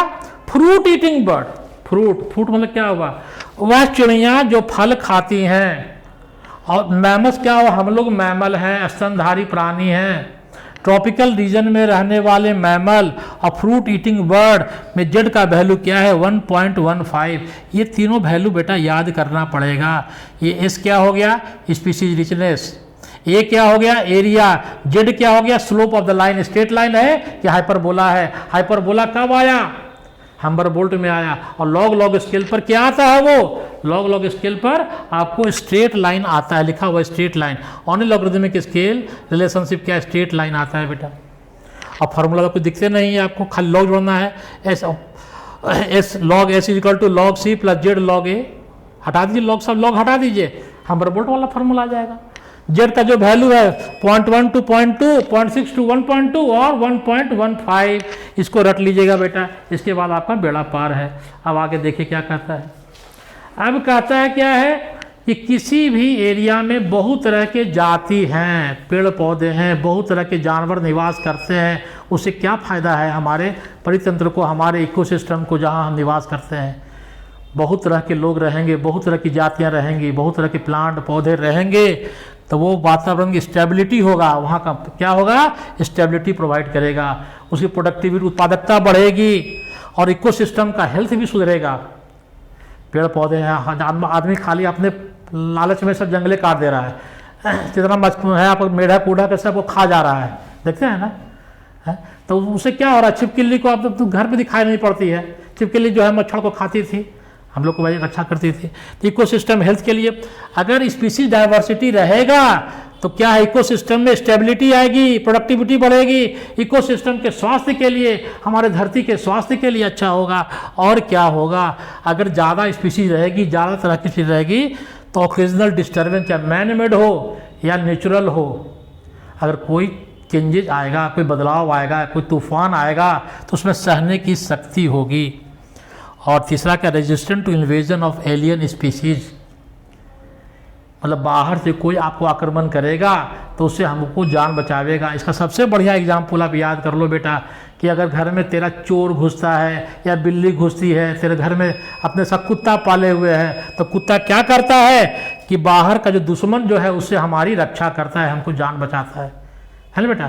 तो सब घर में 10 तरह के जानवर पालोगे तो बहुत सारे हम लोग को मिलता है क्या कि गाय है, बहुत सा घोड़ा है, इसका जो आपका जो है कुत्ता है, इसका वफादारी का कहानी पढ़ते हो, ये सब कहानी चीज़ है बेटा। अब आगे देखिए। अब आगे आया डेविड टिलमैन साहब। डेविड टिलमैन वैज्ञानिक था। डेविड टिलमैन जो एक्सपेरिमेंट किया, जो परीक्षा में आता है, वो आता आउटडोर प्लॉट इकोसिस्टम पर, लॉन्ग टर्म इकोसिस्टम पर बहुत दिन तक अध्ययन किया। अब बहुत दिन तक अध्ययन करने के बाद जो निष्कर्ष निकाला, जो दिया, उसका नाम है आउटडोर प्लॉट। क्वेश्चन पूछेगा +2 के परीक्षा में, 12th के परीक्षा में कि आउटडोर प्लॉट का फॉर्मूला कौन दिया? तो टिलमैन साहब ने दिया। क्या बोला टिलमैन साहब? टिलमैन साहब ने बोला कि जिस एरिया में बहुत तरह की जातियां निवास करेंगी वहाँ स्टेबिलिटी होगा। क्या होगा? स्टेबिलिटी होगा। क्या होगा बेटा? स्टेबिलिटी होगा। और क्या होगा? वहाँ वेरिएशन जो है कम होगा, वेरिएशन जो है कम होगा, प्रोडक्टिविटी ज़्यादा होगा और डाइवर्सिटी इसलिए कहता है diversity directly proportional to productivity. जितना ज़्यादा डाइवर्सिटी होगा, जितनी ज़्यादा विभिन्नताएं होंगी, जितने तरह के जीव जंतु उस इकोसिस्टम में पाया जाएगा, उस एरिया में पाया जाएगा, उस समाज में पाया जाएगा, वहाँ पर क्या प्रोडक्टिविटी भी बढ़ेगी। आप अपने साथ गाय, भैंस, कुत्ता, बिल्ली, सब तरह के जानवर, पेड़ पौधा लगाते हैं तो क्या है, आपको घर में दूध मिल रहा है, आपको फल फूल सब्जी सब एक ही घर में मिलता है, तो प्रोडक्टिविटी भी बढ़ रही है। लेकिन कहता क्या है, इसका एक्सेप्शन है monoculture crop field. Monoculture crop field का मतलब क्या हुआ बेटा, कि आप लोग खेती करते हैं, हम एक खेत में क्या है, खाली सीजन में जो है खाली धान लगावेंगे, खाली गेहूं लगावेंगे, वहाँ तो 10 तरह के जीव जंतु नहीं है, एक ही तरह का कल्चर करते हैं, का राइस लगावें, गेहूं लगावें, या आपको चावल लगावें या मकई लगावें। तो कहता है कि मोनोकल्चर क्रॉप फील्ड इसका एक्सेप्शन है। टिलमैन साहब ने कहा ज़्यादा जाति रहेगा तो स्टेबिलिटी मिलेगा, प्रोडक्टिविटी मिलेगा, वेरिएशन कम होगा, लेकिन उसका एक्सेप्शन क्या है, मोनोकल्चर क्रॉप फील्ड। एग्जाम्पल, क्योंकि जो गेहूँ खाली गेहूँ पैदा कर रहे हैं, खाली जो है आपका राइस पैदा कर रहे हैं, धान पैदा कर रहे हैं, मकई पैदा कर रहे हैं, तो वहाँ प्रोडक्टिविटी काफ़ी ज़्यादा होती है बच्चों। अब एक आ गया, खूब क्वेश्चन आता है, रिवेट पॉपेट हाइपोथेसिस। आप एकदम शुद्ध हिंदी में ठेठ भाषा में समझा देते हैं, कभी आपको ज़िंदगी में दिक्कत नहीं होगा। रिवेट पॉपेट हाइपोथेसिस कौन दिया? रिवेट पॉपेट हाइपोथेसिस कौन दिया? क्वेश्चन पूछता है साहब कि रिवेट पॉपेट हाइपोथेसिस कौन दिया? वैज्ञानिक दिया, नाम क्या है? पॉल एहरलिच। आउटडोर प्लॉट कौन दिया? टिलमैन दिया। स्पीसीज एरिया रिलेशनशिप कौन दिया? हमबोल्ट दिया। रट लीजिएगा, रिवेट पॉपेट हाइपोथेसिस कौन दिया? पॉल एहरलिच दिया। ये क्या दिया साहब, एक सेकंड में आपको समझा देते हैं, आपको लगता है बड़ा कहाँ से ये लफेड़ा आ गया। पॉल एहरलिच ने क्या बोला? आप हवाई जहाज देखें ना, हवाई जहाज, वायुयान, पढ़ काहे के रहे हैं कि हे भगवान खूब पढ़ेंगे तो हवाई जहाज पे घूमेंगे, 5 स्टार होटल में घूमेंगे, इसलिए इतना पढ़ रहे हैं, मेहनत कर रहे हैं, कमाता खाता तो हर कोई है भैया। तो वायुयान, एरोप्लेन जो बनता है उसमें बहुत सारे नट बोल्ट होते हैं, होता है ना बेटा, बहुत सारा नट बोल्ट लग करके फिर वायुयान तैयार होता है, एरोप्लेन तैयार होता है। तो ये जो पॉल एहरलिच साहब क्या बोला कि जो एरोप्लेन है, हवाई जहाज है, उसका तुलना उसने इकोसिस्टम से किया। प्रश्न यही पूछता है कि पॉल एहरलिच साहब ने इकोसिस्टम की तुलना किससे की? था बोलेगा एरोप्लेन से किया। उसमें जो लगने वाला जो हजारों नट बोल्ट से जो हवाई जहाज तैयार हुआ, नट बोल्ट इसको शुद्ध हिंदी में कहते हैं, उसको ने रिवेट कहा। क्या कहा? राइवेट। देखिए कहीं आएगा राइवेट, आ गया एरोप्लेन 1000 ऑफ स्पीसीज, हाँ राइवेट। देखिए यहाँ क्या राइवेट, नट बोल्ट। तो हवाई जहाज में बहुत सारे हजारों नट बोल्ट हैं। और कहता क्या है कि पैसेंजर हवाई जहाज में बैठा, तो हम लोग तो जानबे करते हैं, चोर चोरी से गया, तुम्बा फेरी से ना गया, वो खोजते रहता है कि कुछ निकाल लो यार, ले चलो घरे, पैसा दिए, इतना रुपया लगाए हैं, बैठ के सफ़र करे, बहुत पैसा ले को, 10,000 रुपया ले को, गया से बम्बई जाए के भाई। तो कोई जितना पैसेंजर बैठा, तो हर नट बोल्ट को उसने क्या कहा? राइवेट को क्या कहा? स्पीसीज कहा। किसे तुलना किया? हर नट बोल्ट को स्पीसीज कहा, जाति कहा। मतलब जैसे हवाई जहाज को इकोसिस्टम कहा, उसके लगने वाले हर पार्ट्स को रैबिट कहा, राइवेट कहा। राइवेट का मतलब किससे किया? स्पीसीज से किया, जाति से किया। तो अंदर जो पैसेंजर बैठा हुआ है, वो बैठा, एक नट बोल्ट खोल दिया, सीट के अगल बगल देखा, वो नट बोल्ट खोल के पॉकेट में रखा, चल दिया। जितना पैसेंजर बैठ रहा, सब आदत से अपना मजबूर है, जो भी बैठा एक वो पार्ट खुलते गया। तो भैया पार्ट, जब हवाई जहाज का कोई ना कोई पार्ट, जब अंदर सीट जहाँ पर बैठा है उसका पार्ट खोलिएगा तो कोई दिक्कत नहीं होगा। अगर आप हवाई जहाज के डैना का जो पार्ट है, नट बोल्ट को ढीला कर दीजिएगा, खोल दीजिएगा, तब क्या होगा? हवाई जहाज उड़ेगा तो आकाश में क्रैश कर जाएगा। तो कहता क्या है पॉल एहरलिच साहब, याद कर लीजिए कि हवाई जहाज पूरा एरोप्लेन का तुलना इकोसिस्टम से किया। और क्या कहा? इकोसिस्टम से किया। और जो उसका जो नट बोल्ट था उसका तुलना स्पीसीज से किया। किसे किया? राइवेट को किया, यूजिंग 1000 राइवेट को स्पीसीज से किया। और जो उसका डैना पर जो नट बोल्ट लगा हुआ है, अगर डैने के सल को नट बोल्ट खोल लिया साहब, तो क्या होगा? हवाई जहाज कोलाइड कर जाएगा, क्रैश कर जाएगा। तो कहता है कि जो नट बोल्ट डैना पर लगा हुआ है, विंग पर लगा हुआ, पंख पर लगा हुआ, उसको कहा की स्टोन स्पीसीज। क्या कहा बेटा? की स्टोन स्पीसीज कहा। वही बात को यहाँ कहता है कि इकोसिस्टम में कुछ जाति को अगर मान लीजिए कि 20,000 तरह की चींटियाँ हैं, 5,000 तरह की चींटी को हम हटा दिए, एक्सटेंड कर गया, उससे कोई फर्क नहीं पड़ेगा। ये सबको हम हटा देंगे तब, लेकिन हर समाज में कोई की स्टोन होता है। जैसे हवाई जहाज का जो पंख हो गया वो उसका की स्टोन है, मेन है, मेन आइटम है, उसी का नट बोल्ट खोल दीजिएगा तो पूरा सिस्टम कोलाइड कर जाएगा। तो वही बात कहता है, क्या कहता है कि in an airplane all parts are joint together by using 1000 of rivets, मतलब 1000 ऑफ नट बोल्ट से जुड़ा हुआ है। हर रिवेट को उसने क्या कहा? स्पीसीज कहा। If every passenger travelling it start opening a rivet to take home, जितना पैसेंजर बैठा है एक नट बोल्ट खोलते हुए घर चल दो भाई, तो उससे क्या होगा कि धीरे धीरे it may not affect flight safety. अंदर का जहाँ बैठे टेबल कुर्सी पर बैठे ऊपर का हल्का फुल्का खोल दिए तो वो फर्क नहीं पड़ेगा, लेकिन उसके इको सिस्टम के फंक्शनिंग पर कोई फर्क नहीं पड़ेगा, हवाई जहाज की उड़ान पर कोई फर्क नहीं पड़ेगा। लेकिन कहता क्या है कि अगर हम, लेकिन उससे क्या होगा कि जो प्लेन में कमजोरी तो आ ही जाएगी, वीकनेस तो आ ही जाएगा। लेकिन कहता क्या है कि जो विंग्स है, जो उसका पंख है, पंख के नट बोल्ट को कोई आदमी दिमाग लगाएगा, उस नटे उसको खोल दिया, तब क्या होगा? पूरा हवाई जहाज क्रैक कर जाएगा, पूरा इकोसिस्टम बैठ जाएगा। इसी की तुलना इन्होंने पॉल एहरलिच ने अपने रिवर्ट पॉपट हाइपोथेसिस में तुलना किससे किया? हवाई जहाज को इकोसिस्टम बोला, नट बोल्ट को रिवेट बोला, और जो विंग्स है, विंग्स में जो नट बोल्ट लगा है उसको उसने कहा, तुलना किया की स्टोन स्पीसीज। हमारे घर में बहुत से परिवार में मेंबर हैं, सदस्य हैं, तो हमारे माता पिता वो घर के मुखिया हैं, ये जो पूरा परिवार चलता है, वो अगर चले गए तो पूरा परिवार जो है आता है। बस वही कहानी है। अगर 4-5 भाइयों को भाई गुजर भी गए तो कोई फर्क नहीं पड़ता है, 2 भाई गुजरे कोई फर्क नहीं पड़ता है, लेकिन मेन बेसे पैरे कट गया, मुड़िया कट गया, माते पाते चले गया तो कहानी जय श्री राम हो गया। वही हिसाब यहाँ कहता है कि हर समाज में, हर परितंत्र में कुछ की स्टोन स्पीसीज होते हैं, बहुत कुछ जातियाँ ऐसी होती है जिससे पूरा समाज जो है, पूरा तंत्र चलता है। उसको ख़त्म मत करो यारो, बस यही दिमाग में रख लो बेटा।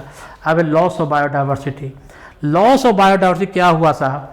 लॉस ऑफ बायोडाइवर्सिटी मतलब हो गया कि यह जो जैव विविधता है धरती पर, इतने तरह के पेड़ पौधे हैं, उसको नुकसान कौन पहुंचा रहा है? कुछ नुकसान तो पॉल्यूशन से भी हो रहा है, और सबसे बड़ा दोषी हम लोग हैं भैया। मनुष्य जो है सबसे बड़ा दोषी है, लोभी है। पूरा जंगल के जंगल काट दो, अपार्टमेंट बना दो, बड़ा बड़ा बिल्डिंग बना दो, सब भूल जाता है। पहले कहे एक वृक्ष 100 पुत्र समान, एक पेड़ जो है 100 बच्चों से जो फला है, हमको भोजन देता है, गंदी हवा लेता है, हमारा पानी लेता है, सूर्य के प्रकाश से भोजन बनाता है और ऑक्सीजन देता है ना बेटा। अब क्या है कि बायोडाइवर्सिटी के लॉस से क्या होगा देखा गया। यहाँ पर जो अध्ययन किया, पैसिफिक आइलैंड, प्रशांत महासागर में बहुत से द्वीप होते हैं, नाम सुना द्वीप है? तो उसको आइलैंड, आइलैंड मतलब द्वीप, जिसके चारों बीच में लैंड, चारों तरफ पानी पानी है। तो वहाँ बहुत से लोग जो है रहने लगे, बसने लगे। तो क्या हुआ? देखा ये गया कि 2000 स्पीसीज जातियाँ, चिड़िया की 2000 जाति खत्म हो गई, और 15,500 जाति जो है वो एक्सटिंक्शन के कगार पर चली गई, वो खत्म होने के कगार पर चली गई। कहता क्या है कि ये जो यहाँ से क्वेश्चन आता है हर परीक्षाओं में कि ये जो दिया है बर्ड, मैमल, एम्फीबिया, जिम्नोस्पर्म, ये नाम दिया, ऐसे क्वेश्चन हिट क्वेश्चन है, हर परीक्षाओं का क्वेश्चन है बेटा कि सबसे ज़्यादा एक्सटिंक्शन का, खत्म होने का किस पर वो है? तो वो है एम्फीबियन पर बेटा। किस पर है बेटा? एम्फीबियन पर। देख लो परसेंटेज जो है, लॉस का परसेंटेज एम्फीबियन कितना है? 32% है। कि अभी भूल के मैमल मत लिख देना, हर परीक्षा में देखते हैं जब हम कॉपी चेक करते हैं तो हम लोग मैमल लिख देता है, नहीं एम्फीबियन। विलुप्त होने के कगार पर एम्फीबियन सबसे ज़्यादा हैं, 32%। देख लो बेटा, 12, 23, 31, 32 याद कर लो, 12, 23, 31, 32 फॉर्मूला है। 12, 23, 2 और 1, 3 आ गया, और 2 आ गया, फिर जोड़ इधर उल्टा पुल्टा कर दो, 3 इधर 2 उधर, 32 आ गया। फिर इधर देखो 31। तो ये एम्फीबियन जो है सबसे ज़्यादा भर जो फिक्सिस विलुप्त होने के कगार पर सबसे ज़्यादा एम्फीबियन है। ये हर परीक्षा में क्वेश्चन आता है कि क्या % है, 32%। टाइगर, अब यहाँ पर एक बड़ा का हेडक है भैया, टाइगर और लायन में कोई क्वेश्चन पूछ दिया कि बाघ और शेर में क्या फर्क है भाई बताइए, तो बढ़िया बढ़िया आदमी दिमाग में चकरा जाके बाघ और शेर केकरा कहा जा भाई, तब उसका फार्मूला बता देते कि ज़िंदगी में आज के बाद से तुमको कभी दिक्कत नहीं होगा। क्या फार्मूला है, एक तो गाना याद कर लो अब तुम्हारा बेड़ा पार हो जाएगा। गाना क्या है कि शेर पे सवार होके आजा शेरा वाली, क्या बोलते हैं, शेर पे सवार होके आजा शेरा वाली, हे दुर्गा माँ तू शेर पे सवार होके आ जाओ। तो दुर्गा माँ शेर पे तो शेरा वाली है, दुर्गा माँ है। उस शेर देखा है, उसे गर्दन में बाल होता है, उसको क्या कहते हैं, शेर कहते हैं, उसको लायन कहते हैं। क्या कहते हैं बेटा, लायन। आज के बाद कंफ्यूज नहीं होगा। टाइगर जिसके बॉडी में धारी होता है, काला काला धारी, तो बात किसका कह रहा है, टाइगर का। और दुर्गा माँ किस पे सवार है, टाइगर को क्या कहेंगे, बाघ कहेंगे। और शेर पे सवार होके आजा शेराबाजी, गर्दन में बाल है, टाइगर के देही पे क्या है, धारी धारी है। आज के बाद से गलती कहीं मत करियो। National animal of India tiger, और टाइगर की 3 जाति है जो विलुप्त हो रही है धरती पर से। अब इसको नाम ही याद करने में बड़ा फेरा है। तो तुम लोग गांव में हमेशा जो मट्टी कोड़ता है उसका देखा जेसीबी मशीन, देखा ना बच्चों लोग, जेसीबी मशीन रट लो, जेसीबी मशीन, JCB, जे का नाम होगा जावन, बाली और कैस्पियन, जेसीबी मशीन याद कर लो।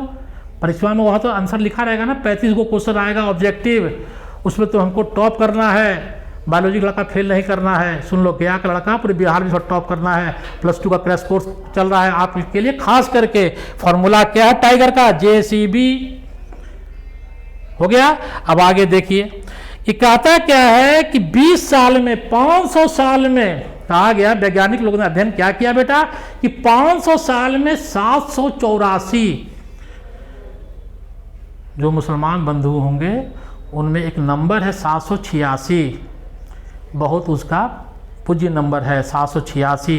हर लोग तो उसी उसको 2 घटा दो, 784। 500 साल में 784 जातियां विलुप्त हो गई।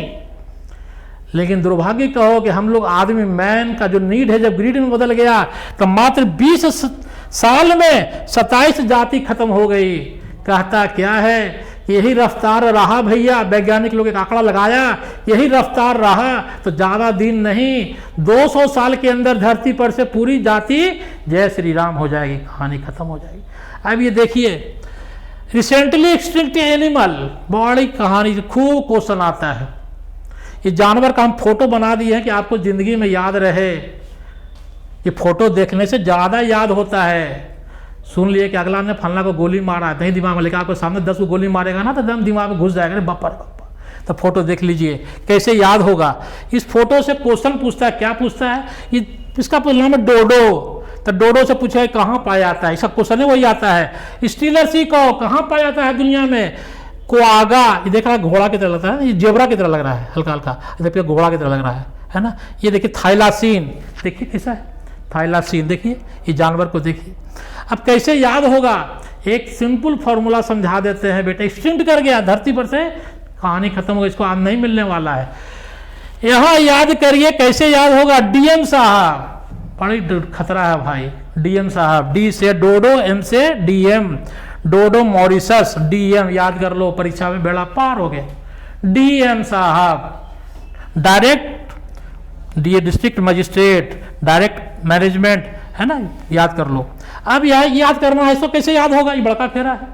तो सब कुछ बोल रहा है, हम कुछ नहीं बोल रहे हैं, खाली दिखा देते हैं, तो वो कैसे याद होगा। ई हो गया क्वेश्चन, आई हो गया answer, question answer, question answer, question answer. Q से क्वागा, A से अफ्रीका, याद हो गया। अभी भुलाया कभी कि मास्टर साहब बोले थे कि अरे हाँ पकड़ लिया, अंतिम देखियो A से अफ्रीका, अंतिम लिखल है, हम बोलेंगे ना बोल के वहाँ पे करना, क्वागा अफ्रीका, याद हो गया बेटा। यहाँ DM याद कर लो, यहाँ क्वेश्चन आंसर याद कर लो, यहाँ Q क्वागा, ये अफ्रीका। अब यहाँ आइए, यहाँ जो है स्टीलर सी को अभी पूछा है, UK, USA, USSR, ये अलगे फेरा है, 3 गो है, UK, यूके मतलब क्या, यूनाइटेड किंगडम, इंग्लैंड को कहता है यूके। यूएसएसआर जिसको रसिया को कहता है यूएसएसआर, एगो यूएसए भी है जहाँ भी मोदी साहब गए हैं ना जो बाइडेन से हाथ मिलाने के लिए है, उनका नाम यूएसए। तो यूएसए, रसिया का पूरा नाम क्या था, यूएसएसआर। तो यू डबल एस है, तो यहाँ डबल एस है, देखो डबल एस है कि नहीं, एस एस यूएसएसआर डबल है। रसिया में देखिए डबल एस है और यूएसएसआर में डबल एस है, तो रसिया में डबल एस है। जहाँ देखो डबल एस, स्टीलर सी को कहाँ भाई रसिया में, कहाँ कोई टेंशन नहीं रटने का। और यहाँ है थाइलासीन, ये कहाँ है, ऑस्ट्रेलिया में। ऑस्ट्रेलिया लिखा हुआ खोजिए, ऑस्ट्रेलिया कहाँ है, यह देखिए यहाँ पर है, इसके आगे 4 अक्षर, इसके इधर 4 अक्षर। बायोलॉजी वाले जो वैज्ञानिक लोग होते हैं बहुत दिमाग होते हैं कि हमारे बच्चे को दिमाग ज़्यादा रटना ना पड़े, तो ये घुसा दिए हाथ, रट लेना, ये मतलब Australia. DM quagga, question answer quagga Africa, Russia double S, Steller sea का कहाँ रसिया में, इधर से थाइलासीन ऑस्ट्रेलिया में। बेटा एक्सटेंड कर गए, कहानी खत्म हो गया। अब ये मास एक्सटेंशन, इसको कहता है प्रलय हो जाना। क्या बोलता है बेटा, प्रलय। प्रलय कहता है क्या, प्रलय का मतलब ये ज्वालामुखी फट रहा है, ये जो है भूकंप आ गया, धरती फट गया, उसके बारे में दिखाया गया। कहता है कि 3000 करोड़ साल पहले धरती पर जीवन की उत्पत्ति हुई, उस समय से लेके अभी तक 5 गो प्रलय हो चुका है, 5th 5 गो। अभी जो दौर चल रहा है उसका नाम है 6th एक्सटेंशन। क्या नाम है बेटा, मास एक्सटेंशन, 6th एक्सटेंशन। आगे पढ़ाएंगे, इसमें बताएंगे आपको। कहता है कि due to natural calamity, natural calamity क्या हुआ, कहीं ज्वालामुखी फट गया, कहीं भूकंप आ गया, धरती फट गया, चट्टा सब चल गए अंदर। पढ़ता है ना बचपन में कि धरती फटा, सब प्राणी चल गए धरती के अंदर, तो क्या बन गए, कोयला बन गए। और वही समुद्र के अंदर जब फटा और सब प्राणी समुद्र घुस गए समुद्र के अंदर, तो कुछ ही बन गए, पेट्रोल बन गए। पेट्रोलियम प्रोडक्ट कैसे बनता है, और धरती के अंदर जाने पर हाई प्रेशर हाई टेम्परेचर लगा, तो क्या बन गया, कोयला बन गया। और कोयला से क्या बन गया, हीरा बन गया। शादी करिएगा तो हीरा खोजिएगा, हीरा का अंगूठी कब मिलेगा, जब डॉक्टर अफसर IAS अफसर बनिएगा, थोड़ी आपको फोकचा बेचे मिल जाएगा। 6th एक्सटेंशन क्या कहता है साहब, देखिए अभी जो दौर चल रहा है ये 6th एक्सटेंशन का है। 5 गो प्रलय पहले हो चुका। आदमी, यहाँ पर पॉइंट याद करना है कि आदमी के उत्पत्ति के पहले प्रलय हुआ, हम लोग का जब विकास हुआ ना हम लोग, तो उसके पहले हुआ है 5 गो मास एक्सटेंशन। ये 6ठा एक्सटेंशन चल रहा है जो प्रोग्रेस में है। लेकिन उसमें और इसमें क्या फर्क है, फर्क इतना ही है बच्चा कि उसमें का रफ्तार और अभी के रफ्तार में फर्क है। अभी का रफ्तार है 100 से 1000 गुना तेजी से एक्सटेंशन हो रहा है, बढ़ रहा है। इसमें क्या होगा, अगर यही रेट से अगर एक्सटेंशन चलते रहा तो क्या होगा कि आने वाले 100 साल में आधा स्पीशीज धरती की जाति जितना है, जंतु, पेड़ पौधा, जानवर, पक्षी सब खत्म हो जाएंगे, और 200 साल में जय श्री राम हो जाएगा। आगे आइए, इफेक्ट ऑफ बायोडाइवर्सिटी लॉस। अगर लॉस हो गया धरती पर से, खाली हम ही रहेंगे भैया, बाकी कोई ना रहेगा, मत रहो भाई। दूध कहाँ से पिएगा, कुत्ता रखवाली कहाँ से करेगा, पेड़ पौधा कहाँ मिलेगा, भोजन सब्जी महंगा हो जाएगा, फिर मंगाइए बाहर से एक्सपोर्ट करके। तो क्या होगा, डाइवर्सिटी लॉस होगा। बायो मतलब लिविंग, पेड़ पौधा, दिमाग में बैठा लो, बायो का मतलब लिविंग, लिविंग कौन, पेड़, एनिमल, प्लांट। तो उसमें जो डाइवर्सिटी है, विभिन्नताएं हैं, उनका लॉस हो गया, सब खत्म हो गया, खाली हम ही रहेंगे और कोई नहीं रहेगा। ताकि लिए पॉसिबल है ज़िंदगी चलाना, नहीं पॉसिबल है। प्लांट का प्रोडक्शन कम जाएगा, बहुत से इन्वायरमेंटल इशू हुआ, सूखा पहाड़ आ जाएगा, पेड़ पौधा कट गया, जमीन का पात्र क्या है कि जमीन में पानी लेवल भाग रहा है, कहा है भाई पानी, प्लांट जो है, पौधा जो है पानी को रोक के रखता है, पानी खत्म हो गया। ये सब प्रॉब्लम है। आपका जो बीमारी बढ़ जाएगा, बहुत सारा जो है कीड़ा मकोड़ा का भी प्रकोप बढ़ जाएगा। ये बहुत हिट क्वेश्चन है। इससे क्वेश्चन हर परीक्षा में, चाहे मेडिकल का हो, चाहे कोई परीक्षा दीजिए, +2 का परीक्षा हो, एक क्वेश्चन 100% आना है। क्या है कि 4 गो कारण बताया जीव जंतु का जो विलुप्त हो रहा है, खत्म हो रहा है। सबसे बड़ा कारण तो हम ही है भैया, लेकिन उसमें भी 4 कारण उसको लिख दिया गया। इसको कहता है 4, क्या हुआ, 1 2 3 4 इवल क्वाड्रेट, है ना।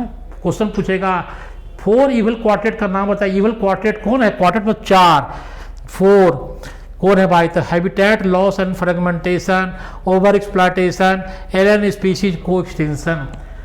अब आपको हम बताते हैं, पहले ये आइए को एक्सटेंशन से शुरू करिए, नीचे से शुरू करिए। को एक्सटेंशन का मतलब हो गया साथ जिएंगे साथ मरेंगे, बहुत लोग तो कसम खाता है, साथ जिएंगे साथ मरेंगे, तेरे बिना हम तो ना रहेंगे भैया, है कसम खाता है। उम्र है हार्मोनल चेंज का, अभी उम्र है ना, प्यूबर्टी स्टेज आ रहा है, साथ जिएंगे, कसम खाता है लड़का लड़की, साथ जिएंगे साथ मरेंगे। बहुत से प्राणी दुनिया में भगवान ने बना दिया। लाइकेन एल्गी फंगाई का एसोसिएशन है भैया। और लाइकेन क्या बताए, पॉल्यूशन इंडिकेटर है किसका, SO2 का। ये लाइकेन क्या बनाता है, पढ़े होंगे केमिस्ट्री में, टेस्ट करते हैं ना एसिड और बेस का टेस्ट लिटमस पेपर से, तो लिटमस पेपर का केमिकल किससे बनता है, लाइकेन से बनता है। फॉर्मूला क्या है, AB एसिड को जो है जो भी एसिड होगा उसको ब्लू लिटमस को रेड लिटमस में कौन कन्वर्ट करेगा, है ना, पढ़े। ब्लू को रेड लिटमस में मतलब हुआ कि वो सॉल्यूशन क्या है भैया, एसिड है, AB, फॉर्मूला याद कर लो AB। दूसरा है वो आता है अंजीर खाता है और बर एगो कीड़ा मकोड़ा है, वो दोनों का रिलेशन। बड़ा बड़ा पाइनस का जो पौधा होता है उसको माइकोराइजा का नाम सुने होंगे, इसी का होता है बेटा। और एगो पौधा है ऑर्चिड और बी। ऑर्चिड और बी का बड़ा अच्छा कहानी जब आप पढ़ाएंगे अगला चैप्टर में बताएंगे। ऑर्चिड बी का रिलेशन, लाइकेन का रिलेशन, माइकोराइजा का रिलेशन, अंजीर जो फल है और बर एक कीड़ा है, दोनों का एक को एक्सटेंशन में आता है कि साथ जिएंगे साथ मरेंगे कहानी है। अब एक कहानी क्या है, एक और आपको आता है, देखिए आपको दिया गया आपका आ गया ओवर एक्सप्लॉयटेशन। क्या है बेटा, ओवर एक्सप्लॉयटेशन। ये क्या है, ये देखिए, ये है आपका स्टीलर सी कॉ, ये है पैसेंजर पीजन। खूब क्वेश्चन पूछेगा कि 4 गो में से एग्जाम्पल पूछेगा, स्टीलर सी कॉ और पैसेंजर पीजन किसका जो है शो करता है, ओवर एक्सप्लॉयटेशन। ज़्यादा दोहन कर लिए, कहानी खत्म हो गई, धरती पर से खत्म हो गया। स्टीलर सी को और ये पैसेंजर पीजन। ये पीजन क्या करता था, ये पैसेंजर पीजन, पैसेंजर बोल रहा है। पहले ना कबूतर जो है डाकिया काम करता था, है ना याद, कि पहले राजा महाराजा का संदेश वाहक था, ये बड़ा आज्ञाकारी था, बहुत इसको नॉलेज था, खत्म हो गया। आजकल समुद्र में क्या कहते हैं कि बड़े बड़ा मशीन लगा करके मछलियाँ को मार दे रहा है, शिकार कर रहा है, खत्म हो रही है, ओवर एक्सप्लॉयटेशन कर रहे हैं, है कि नहीं। फिर देखिए आपको जो है हैबिटेट लॉस ऑफ फ्रेगमेंटेशन में आ गया, आपका कौन आ गया, ये आपका आ गया, क्या कहता है, इसके बारे में कंसेप्ट को क्लियर कर लो। हैबिटेट का मतलब हुआ कि वह नेचुरल प्लेस जहाँ पर कोई जीव जंतु रहता है उसको हैबिटेट कहते हैं। और फ्रेगमेंटेशन मतलब टुकड़ा टुकड़ा बढ़ जाना। मान लिया जाए कि पूरे एरिया बड़ा एरिया है, उस एरिया में बहुत सारे जीव जंतु जानवर रहते थे, शेर वूर रहते थे, बाघ बकरी रहती थी, तो उनको रहने के लिए बहुत सी चिड़ियाँ रहती थी। तो होता क्या था कि बहुत बड़ा एरिया, विशालकाय एरिया है, तो बहुत से जानवर को अपने रहने के लिए लंबा लंबा एरिया चाहिए। अब बीच एरिया में क्या क्या आदमी अपना घर बना लिया, कॉलोनी बना लिया, तो 2 हिस्सा बढ़ गया, आधा इधर हो गया आधा उधर हो गया। अब जो जानवर को जाना है इस एरिया से उस एरिया पार करना है, पार नहीं कर पा रहा है। माइग्रेटरी बर्ड है, पढ़ते होंगे, इधर गर्मी है इधर जाड़ा है, वो माइग्रेट करता है, ब्रीडिंग सीजन में माइग्रेट करता है। क्वेश्चन पूछता है फ्लेमिंगो बर्ड कहाँ जाता है ब्रीडिंग सीजन में, चिल्का लेक में हजारों किलोमीटर चल के चिल्का लेक आता है।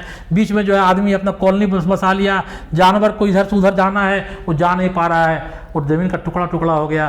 तब तो जो जानवर बहुत बड़े एरिया में रहने का आदी है वो तो फिर मर जाएगा।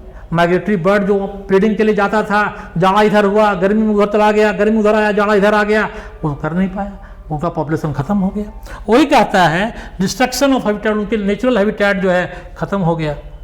पहले कहता है कि वहाँ जो है 14% एरिया जो है ट्रॉपिकल रेन फॉरेस्ट था। अमेजन में कितना जंगल था, 14%।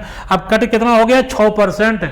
सोच लीजिए, अमेजन को क्या कहे थे साउथ अमेरिका में, लंग ऑफ द प्लैनेट। कहा है इतना ज़्यादा जंगल है कि उससे ऑक्सीजन जो धरती का 20% ऑक्सीजन यहीं से निकलता है। कहता है वेन लार्ज साइज हैबिटेट, बड़ा एरिया को छोटे छोटे एरिया में काहे कर दिए, ह्यूमन एक्टिविटी अपना रहने के कारण, हम कॉलोनी बसा लिए, इंडस्ट्री बसा लिए, वहाँ पर कोई जो है डैम बना दिए, तो इधर का जो जानवर उधर जा नहीं पाया, तो नहीं जा पाया तो वो अपना बेचारे को जो है वो धीरे धीरे करके उनके सर्वाइवल पे इफेक्ट पड़ेगा, वो जो है ख़त्म हो जाएगा। अब आया एलियन स्पीसीज। एलियन स्पीसीज मतलब क्या हुआ एक बार हमारे देश में, ये जो है फोटो दिया गया है, देखिए फोटो दिया गया है नील पर्च और ये है चिचलिड फिश। ये नील पर्च क्या है? ये नील नदी अफ्रीका में है, नील नदी।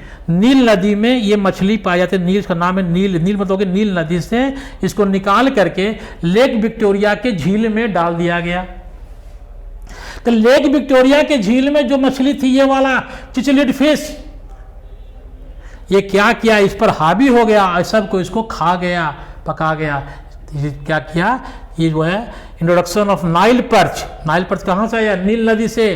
कहाँ डाला गया? उसको ला करके डाला गया लेक विक्टोरिया के झील में डाला गया। तो लेक विक्टोरिया के झील में रहने वाला जो मछली था, जो इंडिजिनस उसका अपना जो घर था, ये उसको रहने नहीं दिया, जीना दुश्वार कर दिया, इसको ख़त्म कर दिया।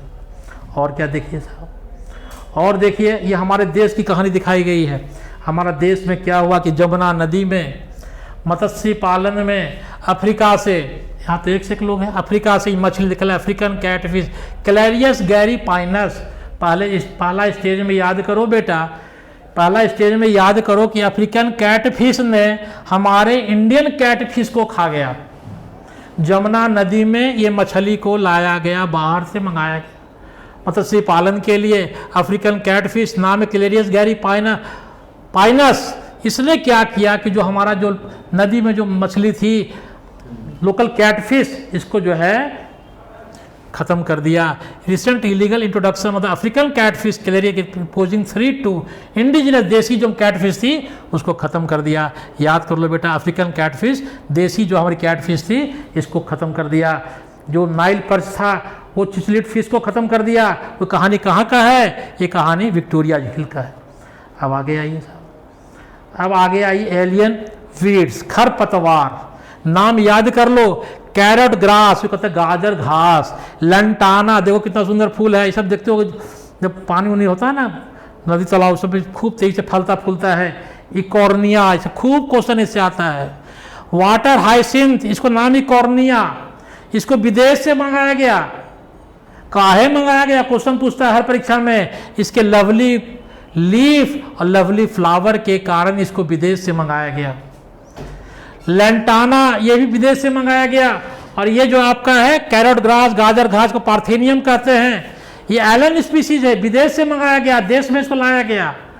और ये क्या किया, ये ऐसा खरपतवार है कि जहाँ उड़ता है बैठता है पूरा फैल जाता है और लोकल जो फल फूल सब्जी है उसको ख़त्म कर देता है। इसे सम एलन वीड्स का नाम, वीड्स में खरपतवार, खरपतवार जो आपके पौधे के भोजन को खा जावें उसको खरपतवार करें, पतवार कहते हैं। अब आइए को एक्सटिंक्शन भी आपको हम पढ़ा चुके पहले बार में, जो आपको बता चुके। अब रीज़न है कि बायोडाइवर्सिटी से हमको क्या मिलता है, क्या फ़ायदा है, डायरेक्ट फ़ायदा, इनडायरेक्ट फ़ायदा, और एक इथिकल आर्गूमेंट भी है कि भाई क्या है वो देखिए दिखाया गया। नैरो डायरेक्ट फ़ायदा क्या है कि जंगल से, पेड़ पौधों से, जानवरों से क्या मिलता है साहब? भोजन मिलता है, दाल मिलता है, सब्जी मिलता है, फल मिलता है, ये मिलता है, जंगल की लकड़ी मिलता है, फाइबर मिलता है, पढ़ते हैं ना फाइबर है, कपड़ा जो बनता है, मेडिसिन, दवाई, दवाई की दुकान में चले जाइए, जितना दवाई उसके यहाँ है 25% दवाई जो है वो प्लांट प्रोडक्ट है। और अभी तक बहुत तरह के बाबा रामदेव का जो औषधि जो है खाली जो है प्लांटे प्रोडक्ट है, मतलब 25,000 तरह का प्लांट जो है अभी तक जो है खोजा गया है, इसमें मेडिसिनल प्रॉपर्टी है। दवाई दुकान में जाइए, जितना दवाई उसके रेक में लगा हुआ है 25% दवाई जो है कम फ्रॉम दी प्लांट। यह है कंस्ट्रक्शन मटेरियल, पढ़े ना, जितना घर का कुर्सी, फर्नीचर, टेबल, कुर्सी, ये सब जितना बनता है कंस्ट्रक्शन मटेरियल, ये सब कहाँ से मिलता है? जंगली जंगल से मिलता है। इंडस्ट्रियल प्रोडक्ट, रेसिन है, गम है, रबर है, पढ़ते हैं ना, रेसिन, रेजिन है, गम है, रबर है, कहाँ से मिलता है? सब जंगल से मिलता है। हींग है, हींग खाते हैं ना, रबर टायर बनता है ना, ये सब क्या मिलता है? बाई प्रोडक्ट है, प्लांट प्रोडक्ट है। अब इनडायरेक्ट फ़ायदा क्या है भाई? इनडायरेक्ट फ़ायदा क्या है कि पौध की हमको जो है ऑक्सीजन मिलता है, भोजन तो वहाँ हो गया, ऑक्सीजन, पॉलिनेशन, बहुत से पौधे का पॉलिनेशन जो करवाते हैं, पढ़ते हैं। बी, मधुमक्खी जो है मेजर पॉलिनेटर है, बैट, चमगादड़ मेजर पॉलिनेटर है। पॉलिनेशन का मतलब क्या हुआ? पॉलिनेशन का मतलब हुआ transfer of pollen grain from anther to stigma. जब पॉलन ग्रेन का ट्रांसफर नहीं होगा, मेल गैमेट का ट्रांसफर नहीं होगा, तो फल फूल सीड कहाँ से बनेगा? तो मेजर पॉलिनेटर ही। और तीसरी बात क्या है कि बहुत थके हुए हैं, तो चले भाई आज हम लोग छुट्टी में हिमाचल चलें, जम्मू कश्मीर चलें, कहाँ है, अपने थकावट को दूर करने के लिए, अपने मन को बहलाने के लिए, है कि नहीं। इथिकल आर्गूमेंट दिया गया। क्या दिया गया भाई कि there are million of plant, animal and microbes in this earth and home we share. हम लोग के साथ हजारों लाखों पेड़ पौधे जीव जंतु भगवान ने धरा पर, धरती पर बना के भेजा। हर का अपना वैल्यू है, हर का अपना यूज है। बच्चों सबको संभाल के रखो, किसी को ख़त्म मत करो और उसको आने वाले पीढ़ियों के लिए भी उनको ट्रांसफ़र करो। वही कहते हैं इस स्पीसीज जितनी भी जातियां हैं, कोई भी हो, चाहे चींटी हो या आपका हाथी हो, सबका अपना वैल्यू है, इंट्रिंसिक वैल्यू है। हमारे लिए फ़ायदा हो या नहीं हो, लेकिन हर का इस नेचर में उसका वैल्यू है, ठीक है नहीं। दूसरी बात कहता है, इसलिए हमारा मोरल ड्यूटी है, नैतिक कर्तव्य है कि ऊपर वाले ने इस धरती को, धरा को जैसा दिया उसको नष्ट ना करो, उसको विनाश ना करो, उसको आगे जो है अपने भविष्य के लिए, आने वाले जनरेशन के लिए उसको हाथ में सौंपो। अब बेटा ये लास्ट पोर्शन है, इस पोर्शन से जब तक कंसेप्ट नहीं क्लियर करोगे, चाहे आईएएस का परीक्षा हो, बीपीएससी हो, मेडिकल हो, एसएससी हो, रेलवे हो, कोई परीक्षा हो, इस चैप्टर से आप क्वेश्चन आना ही आना है। अब आना ही आना है तो इस पर कंसेप्ट क्लियर करना है। क्या क्लियर करना है साहब? कंजर्वेशन, संरक्षण। संरक्षण कैसे करेंगे साहब? दो तरीका है। जो जीव जंतु, जैसे मान ली बाघ है, शेर है, जंगल में रहता है, नेचुरल हैबिटेट कहाँ है? जंगल में है। तो या तो हम क्या करेंगे भाई कि जिस जंगल में वो शेर रहता है, बाघ रहता है, लायन है, टाइगर है, एलिफेंट है, रहता है, उस जंगल को प्रोटेक्शन दे दो।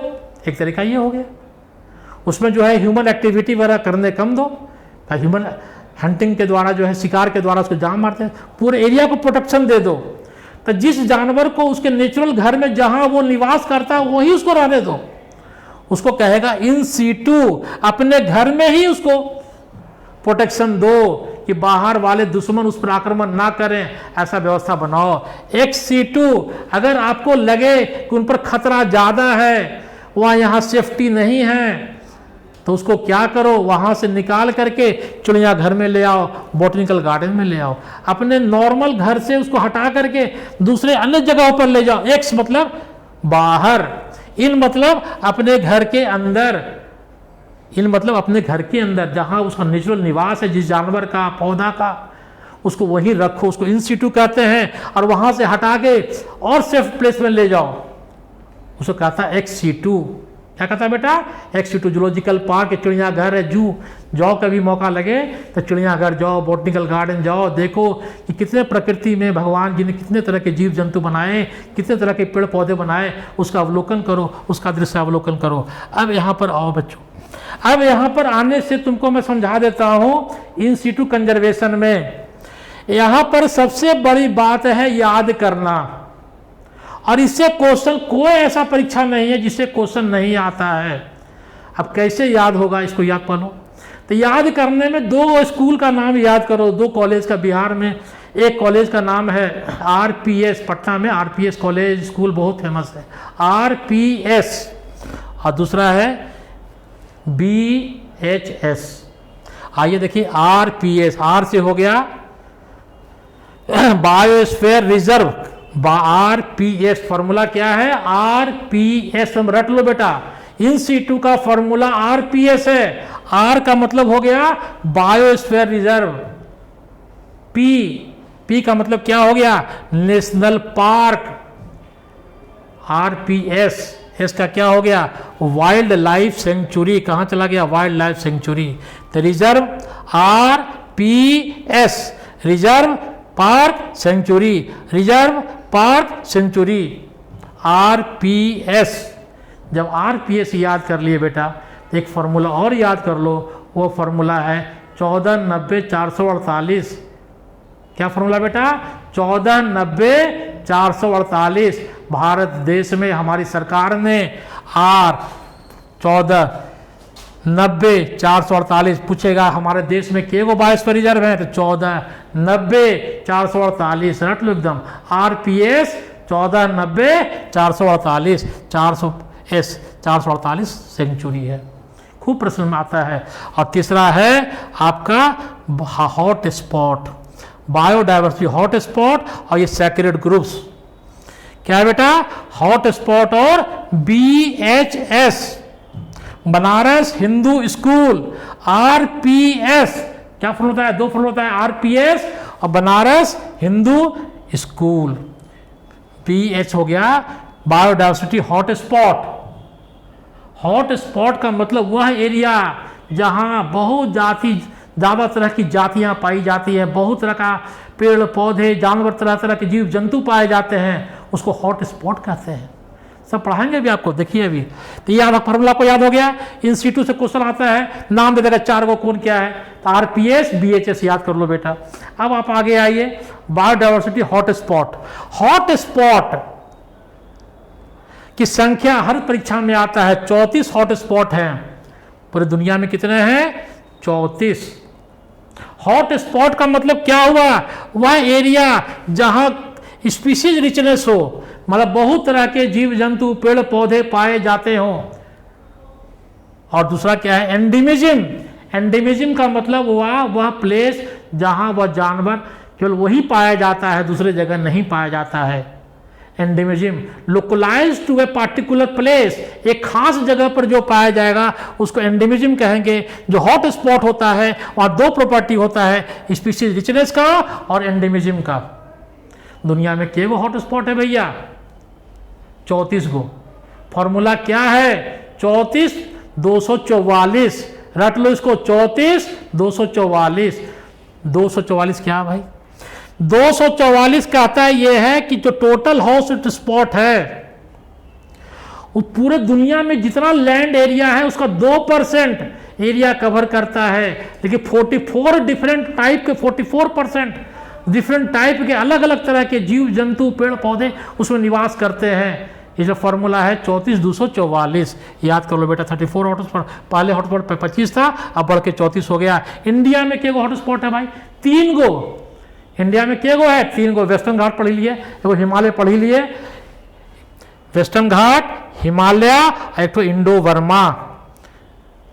तो ये आपका फॉर्मूला भी लिखी दिया, 34 244। 34 गो हॉट स्पॉट है। दुनिया में जितना लैंड है उसका कवर करता है 2%। और 4400 तरह के जीव जंतु अगर होंगे तो 44 तरह के जीव जंतु पेड़ पौधे इस एरिया में निवास करते हैं। वैज्ञानिक कहता है कि दुनिया छोड़ो भैया, खाली हॉट स्पॉट को तुम प्रोटेक्शन दे दोगे तो 30% जो स्पीसीज का, जातियों का जो विलोपन हो रहा है वह जो है रुक जाएगा। क्वेश्चन पूछेगा भारत में केगो हॉट स्पॉट, तो क्या बोलिएगा? 3 गो हॉट स्पॉट। दुनिया में केगो? 34 गो। फॉर्मूला क्या है? 34 244। ये तो बताए कि आपको RPS 1490 448 RPS है ना, 1490 448। 22 पर रिजर्व केगो? 14 गो। 90 गो पार्क, 448 RPS याद हो गया बेटा। अब सेक्रेड ग्रुप। सेक्रेड ग्रुप क्या है? हमारा देश सांस्कृतिक और धार्मिक देश है। बहुत यहाँ के लोग, हम लोग के दिल में अपने जो भगवान के बनाए हुए जीव जंतु हैं, पेड़ पौधे हैं, सबको जो है हम लोग भगवान ईश्वर की उपासना करते हैं, सोचते हैं कि सब में भगवान है, उनकी पूजा करते हैं। आज भी बहुत से एरिया में, जंगलों में जनजातियां निवास करती हैं। वो बड़े बड़े एरिया को छोड़ देते हैं, वहाँ पेड़ पौधे जंगल को छोड़ देते हैं, वहाँ रहने वाले पेड़ पौधे जीव जंतु की पूजा करते हैं, उनको रक्षा करते हैं। पढ़े होंगे अमृता देवी के बारे में, पढ़ाएंगे अगला क्लास में कि अमृता देवी ने पेड़ को बचाने के लिए अपनी मूड़ी कटवा दी, 3 गो बेटी का मूड़ी काट दिया और 360 गो उसके गाँव के लोग को मूड़ी काट दिया एक पेड़ को बचाने के चक्कर में। सोचिए, ऐसा ऐसा तो हमारे देश के बलिदान की चिपको मूवमेंट पढ़वे किए होंगे, सब पढ़ाएंगे, कोई टेंशन मत लीजिए। तो सेक्रेड ग्रुप को हिंदी में कहते हैं पवित्र उपवन। पवित्र उपवन है भाई। तो ये पवित्र उपवन में क्या है कि हमारे जो देश में जो बहुत से जनजातियां ऐसी हैं, बहुत से एरिया ऐसे हैं जहाँ के जो जनजातियां लोग हैं वो जंगल को, जानवर को, पेड़ पौधों को भगवान समझते हैं, हर में प्रभु का निवास समझते हैं। तो वो कहाँ कहाँ है, क्वेश्चन इससे आता है। अब इसको याद करने के पहले आपको हम इसको पहले लास्ट को समझा देते हैं। मेघालय ये कहाँ है साहब? नॉर्थ ईस्टर्न स्टेट, 7 बहनें 7 सिस्टर पढ़े ना, हैं, आसाम, मेघालय सब जो पढ़े हैं उस में मेघालय राज्य है। उस राज्य में जो पवित्र उपवन है, जो जंगल हैं, उसमें कहते हैं कि वर्ड आता है लास्ट रिफ्यूज। यही क्वेश्चन आता है परीक्षा में, लास्ट रिफ्यूज का मतलब क्या हुआ? लास्ट रिफ्यूज का मतलब हुआ कि वहां जो पौधे हैं और जो कुछ पौधे और जानवर ऐसे हैं जो पूरी दुनिया में खत्म हो गए हैं, खाली वही बचे हुए हैं, इसलिए उसे कहता है लास्ट रिफ्यूज। वो लास्ट हैं, अब से बचे हुए हैं, उनके बस रिप्रेजेंटेटिव बचे हुए हैं, वहां से खत्म होंगे, दुनिया से खत्म हो जाएंगे। अब इसको रटना है बेटा, क्वेश्चन इससे भी आ जाता है। प्लस 2 के परीक्षा में, मेडिकल के परीक्षा में क्वेश्चन आ गया कि सेक्रेड ग्रुप कहाँ कहाँ पाया जाता है, तब बहुत हल्का सा फॉर्मूला है बेटा, कभी ज़िंदगी में भुलाओगे नहीं। दिल्ली का मुख्यमंत्री कौन है? कौन है साहब? मनोज केजरीवाल ना, मनोज केजरीवाल। तो यहाँ देखिए एम से हो गया मेघालय, और केजरीवाल केजरीवाल याद कर, मनोज केजरीवाल, के से खांसी, जे से जयंतिया, मनोज केजरीवाल याद हो गया। तो मनोज केजरीवाल ने एमपी, हाँ याद कर लिए फॉर्मूला जो आपको याद करना है, लेकिन याद कर लिए एम से MKJ, मनोज केजरीवाल या मधु केजरीवाल, कुछ भी याद कर लिए, फॉर्मूला बनाइए कि ये जो है मनोज केजरीवाल है, केजरीवाल KJ केजरीवाल, खांसी, जयंतिया, मेघालय हो गया। ये MP में गए BSc करने के लिए, कहाँ गए? MP में गए, मध्य प्रदेश में गए BSc। तो देखिए मध्य प्रदेश खोजी कहाँ है भाई? मध्य प्रदेश में कहाँ गए? BSc करने के लिए गए 3 जगह पर। B में आइए, B से बस्तर, S से सरगुजा, C से चंदा। M केजरीवाल कहाँ गए? MP गए, काहे के लिए गए? BSc करने के। MP हो गया मध्य प्रदेश, BSc हो गया बस्तर, सरगुजा और चंदा हो गया। कौन डिग्री लाए? WGK MH, W मतलब हो गया WG, वेस्टर्न घाट में क्या है? कर्नाटका और महाराष्ट्र। WGK वेस्टर्न घाट कहाँ का? कर्नाटका और महाराष्ट्र के एरिया में सेक्रेड ग्रुप पाए जाते हैं। और राजस्थान में तो कोई दिखते आपको नहीं है कि R से राजस्थान, उसके बगल में एक घुसा हुआ अरावली हिल कहाँ है? राजस्थान का। मेघालय में क्या है? केजरीवाल, KJ, खांसी, जयंतिया। MP BSc कहाँ गए? MP में BSc करने गए। मध्य प्रदेश में BSc, B Bastar, S Surguja, चंदा। कॉन्सेप्ट क्लियर हो गया बेटा? अब इसमें आपको दिक्कत नहीं होना चाहिए। अब आपका जो एक्सिटू कंजर्वेशन है, बाह्य घर से बाहर निकाल के जानवर को लाए, सुरक्षित रखे, स्पेशल प्रोटेक्शन दिए, खूब बढ़िया से खाना पीना खिलाते हैं, उसको रखते हैं। चिड़ियाघर नाम सुने होंगे, बॉटनिकल गार्डन सुने होंगे। और हम लोग में जो गंदा आदमी गलत काम करता है तो हम लोग को पुलिस कहाँ ले जाता है? जेल में, सुरक्षा दिए घेरा में रखते हैं उसको, है ना। जो ज़्यादा खंखार रहता है उसको स्पेशल वार्ड दिया जाता है। उसी तरह से जो हाईली स्ट्रिंक्ट जानवर हैं, खत्म होने वाले जानवर, उनको स्पेशल प्रोटेक्शन दिया जाता है। एक्सिटू कहता है taken out from there natural habitat, घर से बाहर निकाल के उसको प्रोटेक्शन दिया। अब क्या क्या है इसको रट लीजिए। अब रटने में क्या है कि zoological park, botanical garden, wild life sanctuary, cryo preservation, seed bank, pollen bank, tissue culture. अब इतना याद करने कहेंगे तब 4 को छूटेगा, 4 को भूल जाइएगा। तो आप हमको याद कर लीजिए कि बायोलॉजी कौन पढ़ाया? संजय सर पढ़ाए। और जब मैं बायोलॉजी पढ़ाऊंगा तो बायोलॉजी में आपको इंटरेस्ट पैदा कर दूंगा, लगेगा कि दुनिया में मैं बायोलॉजी ही पढ़ूं। क्या है देखिए, सब बोल रहा है, इसका फॉर्मूला याद करिए। फॉर्मूला क्या है? SP संजय प्रसाद। हम टीचर कहाँ के हैं? बोध गया के हैं। कहाँ के टीचर हैं भाई?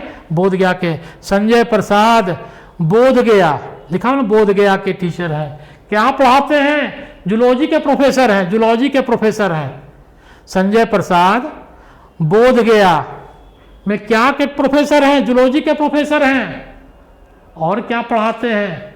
साइंस भी पढ़ाते हैं। जूलॉजी के अलावा साइंस के दूसरे विषय भी है ना, बॉटनी वोटनी भी, ये सब भी पढ़ाते हैं। तो साइंस है ना आपका, देखिए साइंस SC आ गया।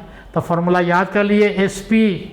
क्या फॉर्मूला हो गया? SP BG ZP। Sanjay Prasad biology के बोध गया में रहते हैं, जूलॉजी के प्रोफेसर हैं। और क्या पढ़ाते हैं साहब? साइंस के टीचर हैं। अब आइए मिलाइए।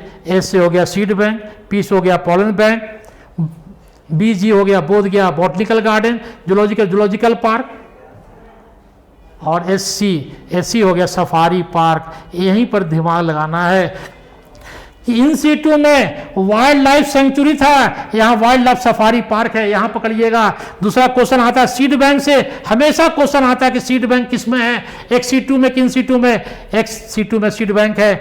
टिश्यू कल्चर हमेशा क्वेश्चन आता है, एक C2 में है। और बॉटनिकल जो टिश्यू कल्चर, क्रायो प्रिजर्वेशन क्या हुआ, प्रिजर्व करना, क्रायो मतलब -196 डिग्री सेंटीग्रेड पर किसी वस्तु को -196 डिग्री -196 किस मीडियम में, लिक्विड नाइट्रोजन है ना, लिक्विड नाइट्रोजन में किसी चीज को -196 पर रखेंगे, उसे कहता है क्रायो प्रिजर्वेशन। तो ये सारा आपका आ गया एक C2 में। इन C2 का फॉर्मूला क्या था, RPS BHS है ना, बनारस हिंदू स्कूल। और यहां क्या आ गया, संजय प्रसाद बोध गया, जूलॉजी के प्रोफेसर हैं और क्या पढ़ाते हैं, साइंस के टीचर हैं, साइंस SC साइंस के टीचर हैं। जिंदगी में कभी नहीं बोलोगे बेटा, कहीं ना कहीं बेड़ा पार हो जाएगा। अब इससे क्वेश्चन तो इतना इंपॉर्टेंट है, इसके बारे में हम क्या कहें। चाहे कोई परीक्षा दुनिया का हो, इससे क्वेश्चन तो आए करेगा। क्या है भाई, +2 एकदम रट लो, इसको दीवार पे चिपका को याद कर लो कि बायोडायवर्सिटी, धरती पर जैव जंतुओं को बचाने के लिए, पेड़ पौधे जीव जंतु को बचाने के लिए हर देश की सरकार, आदमी जागरूक हो गया कि अकेले जीवन नहीं चलेगा। तो उन्होंने मीटिंग बुलाया, राष्ट्राध्यक्ष, 2 समिट हुआ, एक है अर्थ समिट और एक है वर्ल्ड समिट। अर्थ समिट कब हुआ, 1992 में। ये वर्ल्ड समिट कब हुआ, रटना नहीं है, 10 साल के बाद, 10 जोड़ दो, 2002 में। अर्थ समिट में पूरे देश, खुद बोला अर्थ समिट, पूरे देश के में जितने दुनिया में लोग कंट्री थे सभी ने पार्टिसिपेट किया अर्थ समिट में। कहाँ हुआ, रियो डी जेनेरियो में। ये डी जेनेरियो कौन जगह है भैया, ये ब्राजील में है। ब्राजील के रियो डी जेनेरियो में दुनिया के जितने भी महान विभूति, यहाँ राष्ट्राध्यक्ष थे, प्राइम मिनिस्टर, प्रेसिडेंट थे, सब मिले, चर्चा किए इस विषय वस्तु पर कि इसको बचाना है, बायोडायवर्सिटी को बचाना है, जैव विविधता को बचाना है, भगवान जी ऊपर वाले ने जितना चीज़ दिया उसकी रक्षा करना है। अर्थ समिट कब हुआ, 92 में। कहाँ हुआ, रियो डी जेनेरियो में। ये कहाँ है, ब्राजील में। सेकंड आया वर्ल्ड समिट। वर्ल्ड समिट कहाँ हुआ, 10 साल जोड़ दो बेटा, 2002 में। कहाँ हुआ, अफ्रीका में, साउथ अफ्रीका। क्रिकेट में बड़े माहिर है। यहाँ जोहान्सबर्ग, जहाँ हीरा खूब मिलता है, साउथ अफ्रीका के जोहान्सबर्ग में वर्ल्ड समिट हुआ। क्वेश्चन पूछा कितना देश भाग लिया, 190। यहाँ कितना देश भाग लिया, पूरा दुनिया का जितना कंट्री सब आ गया था, हो गया। अब आपको क्या कहा, क्या पास हुआ भाई, पास ये हुआ कि लोकल लेवल पर, जैसे मान लिया हम गया में हैं, तब बिहार लेवल पर, देश के लेवल पर और इंटरनेशनल लेवल पर 2010 तक मीटिंग कब हुआ, 2002 में। वहाँ डिसाइड हुआ 2010 तक जहाँ तक हो सके उसको बचा के रखिए। अब बेटा ये लास्ट पॉइंट आपका खत्म हो गया, बस 2 मिनट में आपका किताब खत्म कर रहा हूँ। ये लास्ट पॉइंट जो बराबर आता है MAB, मैन एंड बायोस्फीयर। क्या है बेटा, man and biosphere. Red data book कौन पब्लिश करता है, IUCN, जिसको WCU भी कहते हैं, वर्ल्ड कंजर्वेशन यूनियन भी कहते हैं। इसमें किसका विवरण है, इंडेंजर्ड स्पीशीज का विवरण है। MAB बराबर +2 में क्वेश्चन आया, man and biosphere. IUCN full form लिखने आएगा, लिखिएगा, international Union for Conservation of Nature and Natural resources. IUCN कौन बुक पब्लिश किया, रेड डाटा बुक। इसमें किस तरह की जातियों का वर्णन है, इंडेंजर्ड स्पीशीज का। एक क्वेश्चन आता है बायोस्फीयर रिजर्व में, कोर जोन में क्या होता है, कोई ह्यूमन एक्टिविटी नहीं होता है, आदमी को जाना वहां प्रतिबंधित है। एक क्वेश्चन खूब आता है, 1 हाइंड राइनोसोर्स, BPSC का हिट क्वेश्चन ये है, 1 हाइंड राइनोसोर्स कहाँ पाता है, काजीरंगा आसाम में। ये रेड डियर है, मस्क डियर है, ये कहाँ पाता है, जम्मू कश्मीर के दाक्षी गांव नेशनल पार्क में। और लायन और टाइगर, लायन सिर पे सवार होके हाजा शेरावाल है ना, गला में बाल है, लायन गिर फॉरेस्ट में। और टाइगर मानस आसाम में टाइगर रिजर्व है, और नागार्जुन पाया जाता है बेटा। इसके अलावा आपका रेड पंडा, एक जानवर जो इंडेंजर्ड हो गया। चीरू, दुनिया का सबसे बेहतरीन ऊन जिससे स्वेटर बनता है, फाइन ऊन, चीप ऊन, बेस्ट ऊन जो है, ये जो है चीरू नाम का एक एंटीलोप है। देखिएगा फोटो, कभी मौका मिलेगा तो जाकर देखिएगा। ये रेड पंडा बेटा और चीरू, ये दोनों इंडेंजर्ड स्पीसीज है। इसको वाला याद कर लेना, क्वेश्चन बराबर था कि हमारे देश में रेड पंडा और चीरू से जो है शहतूश ऊल मिलता है, जो दुनिया का सबसे फाइनेस्ट और अच्छा ऊल है। फ्लेमिंगो एक पक्षी है जो उड़ीसा के चिल्का लेक में आती है बाहर से ब्रीडिंग करने के लिए, अपने प्रजनन के लिए ये आती है चल के। Dolphin, national aquatic animal of India, dolphin Ganga में पाई जाती है डॉल्फिन, ये बहुत इंटेलिजेंट होती है ये। पीचर प्लांट जो है इंसेक्टिवोरस प्लांट है, कीड़ा मकोड़ा को खाता है भैया। ये कहाँ पाया जाता है? नॉर्थ ईस्ट इंडिया में पाया जाता है। कीड़ा मकोड़ा इंसेक्टिवोरस को खाता है। तो क्वेश्चन आता है क्या पीचर प्लांट टोटली हर्बी क्या बोलते हैं कि यह ऑटोट्रॉपिक है या हेटरोट्रॉपिक है? भैया ये ऑटोट्रॉपिक है, अपना भोजन बनाता है, लेकिन क्या है इसको नाइट्रोजन नहीं मिलता है। तो नाइट्रोजन की कमी जो है बाबू, वो जो है इंसेक्ट को खा करके करता है, इसलिए इसका नाम है पीचर प्लांट, या जो है इंसेक्टिवोरस प्लांट है, वो इंसेक्ट से नाइट्रोजन को लेता है। एक्चुअली ये ऑटोट्रॉपिक प्लांट है ये। दूसरा, मैक्सिमम बायोडाइवर्सिटी कहाँ पाया गया? अमेजन में। अमेजन कहाँ है? साउथ अमेरिका में। अगर एक्वेटिक में पूछा गया तो कोरल लीफ लिखिएगा, इकोलॉजिकल डाइवर्सिटी में कोरल लीफ आ गया। और इंडिया में कहाँ? वेस्टर्न घाट में। और तीसरा प्लांट है जो कि इंडेंजर्ड प्लांट है आपका रोल्फिया रेसरपाइन जो बनाया, नेपेंथस, एकोन्सिया, साइकस, ये सब जो है इंडेंजर्ड प्लांट स्पीसीज है, इनके बारे में बेटा आपको दिमाग में रखिएगा। आज आपका चैप्टर ये जो है बायोडाइवर्सिटी एंड कंजर्वेशन एक शॉर्ट में ख़त्म हो गया बेटा। अगला क्लास जब मैं पढ़ूंगा आप लोग इसको ध्यान से पढ़िएगा, एनसीईआरटी को पढ़िएगा, ध्यान से पढ़िएगा, जो मैं पढ़ाया अब पढ़िएगा तो आपको दिमाग में सब बातें आएगी, समझ में आएंगी। और इससे क्वेश्चन जो भी किसी परीक्षाओं में क्वेश्चन आया है उसको सॉल्व करिएगा। जहाँ आप लोग गया गाइडेंस प्रोग्राम के यूट्यूब के चैनल पर गया गाइडेंस प्रोग्राम पर जाएंगे और उस पर जो है आप लोग लाइक करेंगे, अपने ग्रुप में शेयर करेंगे, व्हाट्सएप ग्रुप में शेयर करेंगे, जिससे ज़्यादा से ज़्यादा बच्चों को फ़ायदा हो और वो जो है हर परीक्षाओं में अच्छे से अच्छा नंबर लाएं, उनको जो है दिक्कत नहीं हो। थैंक यू बेटा।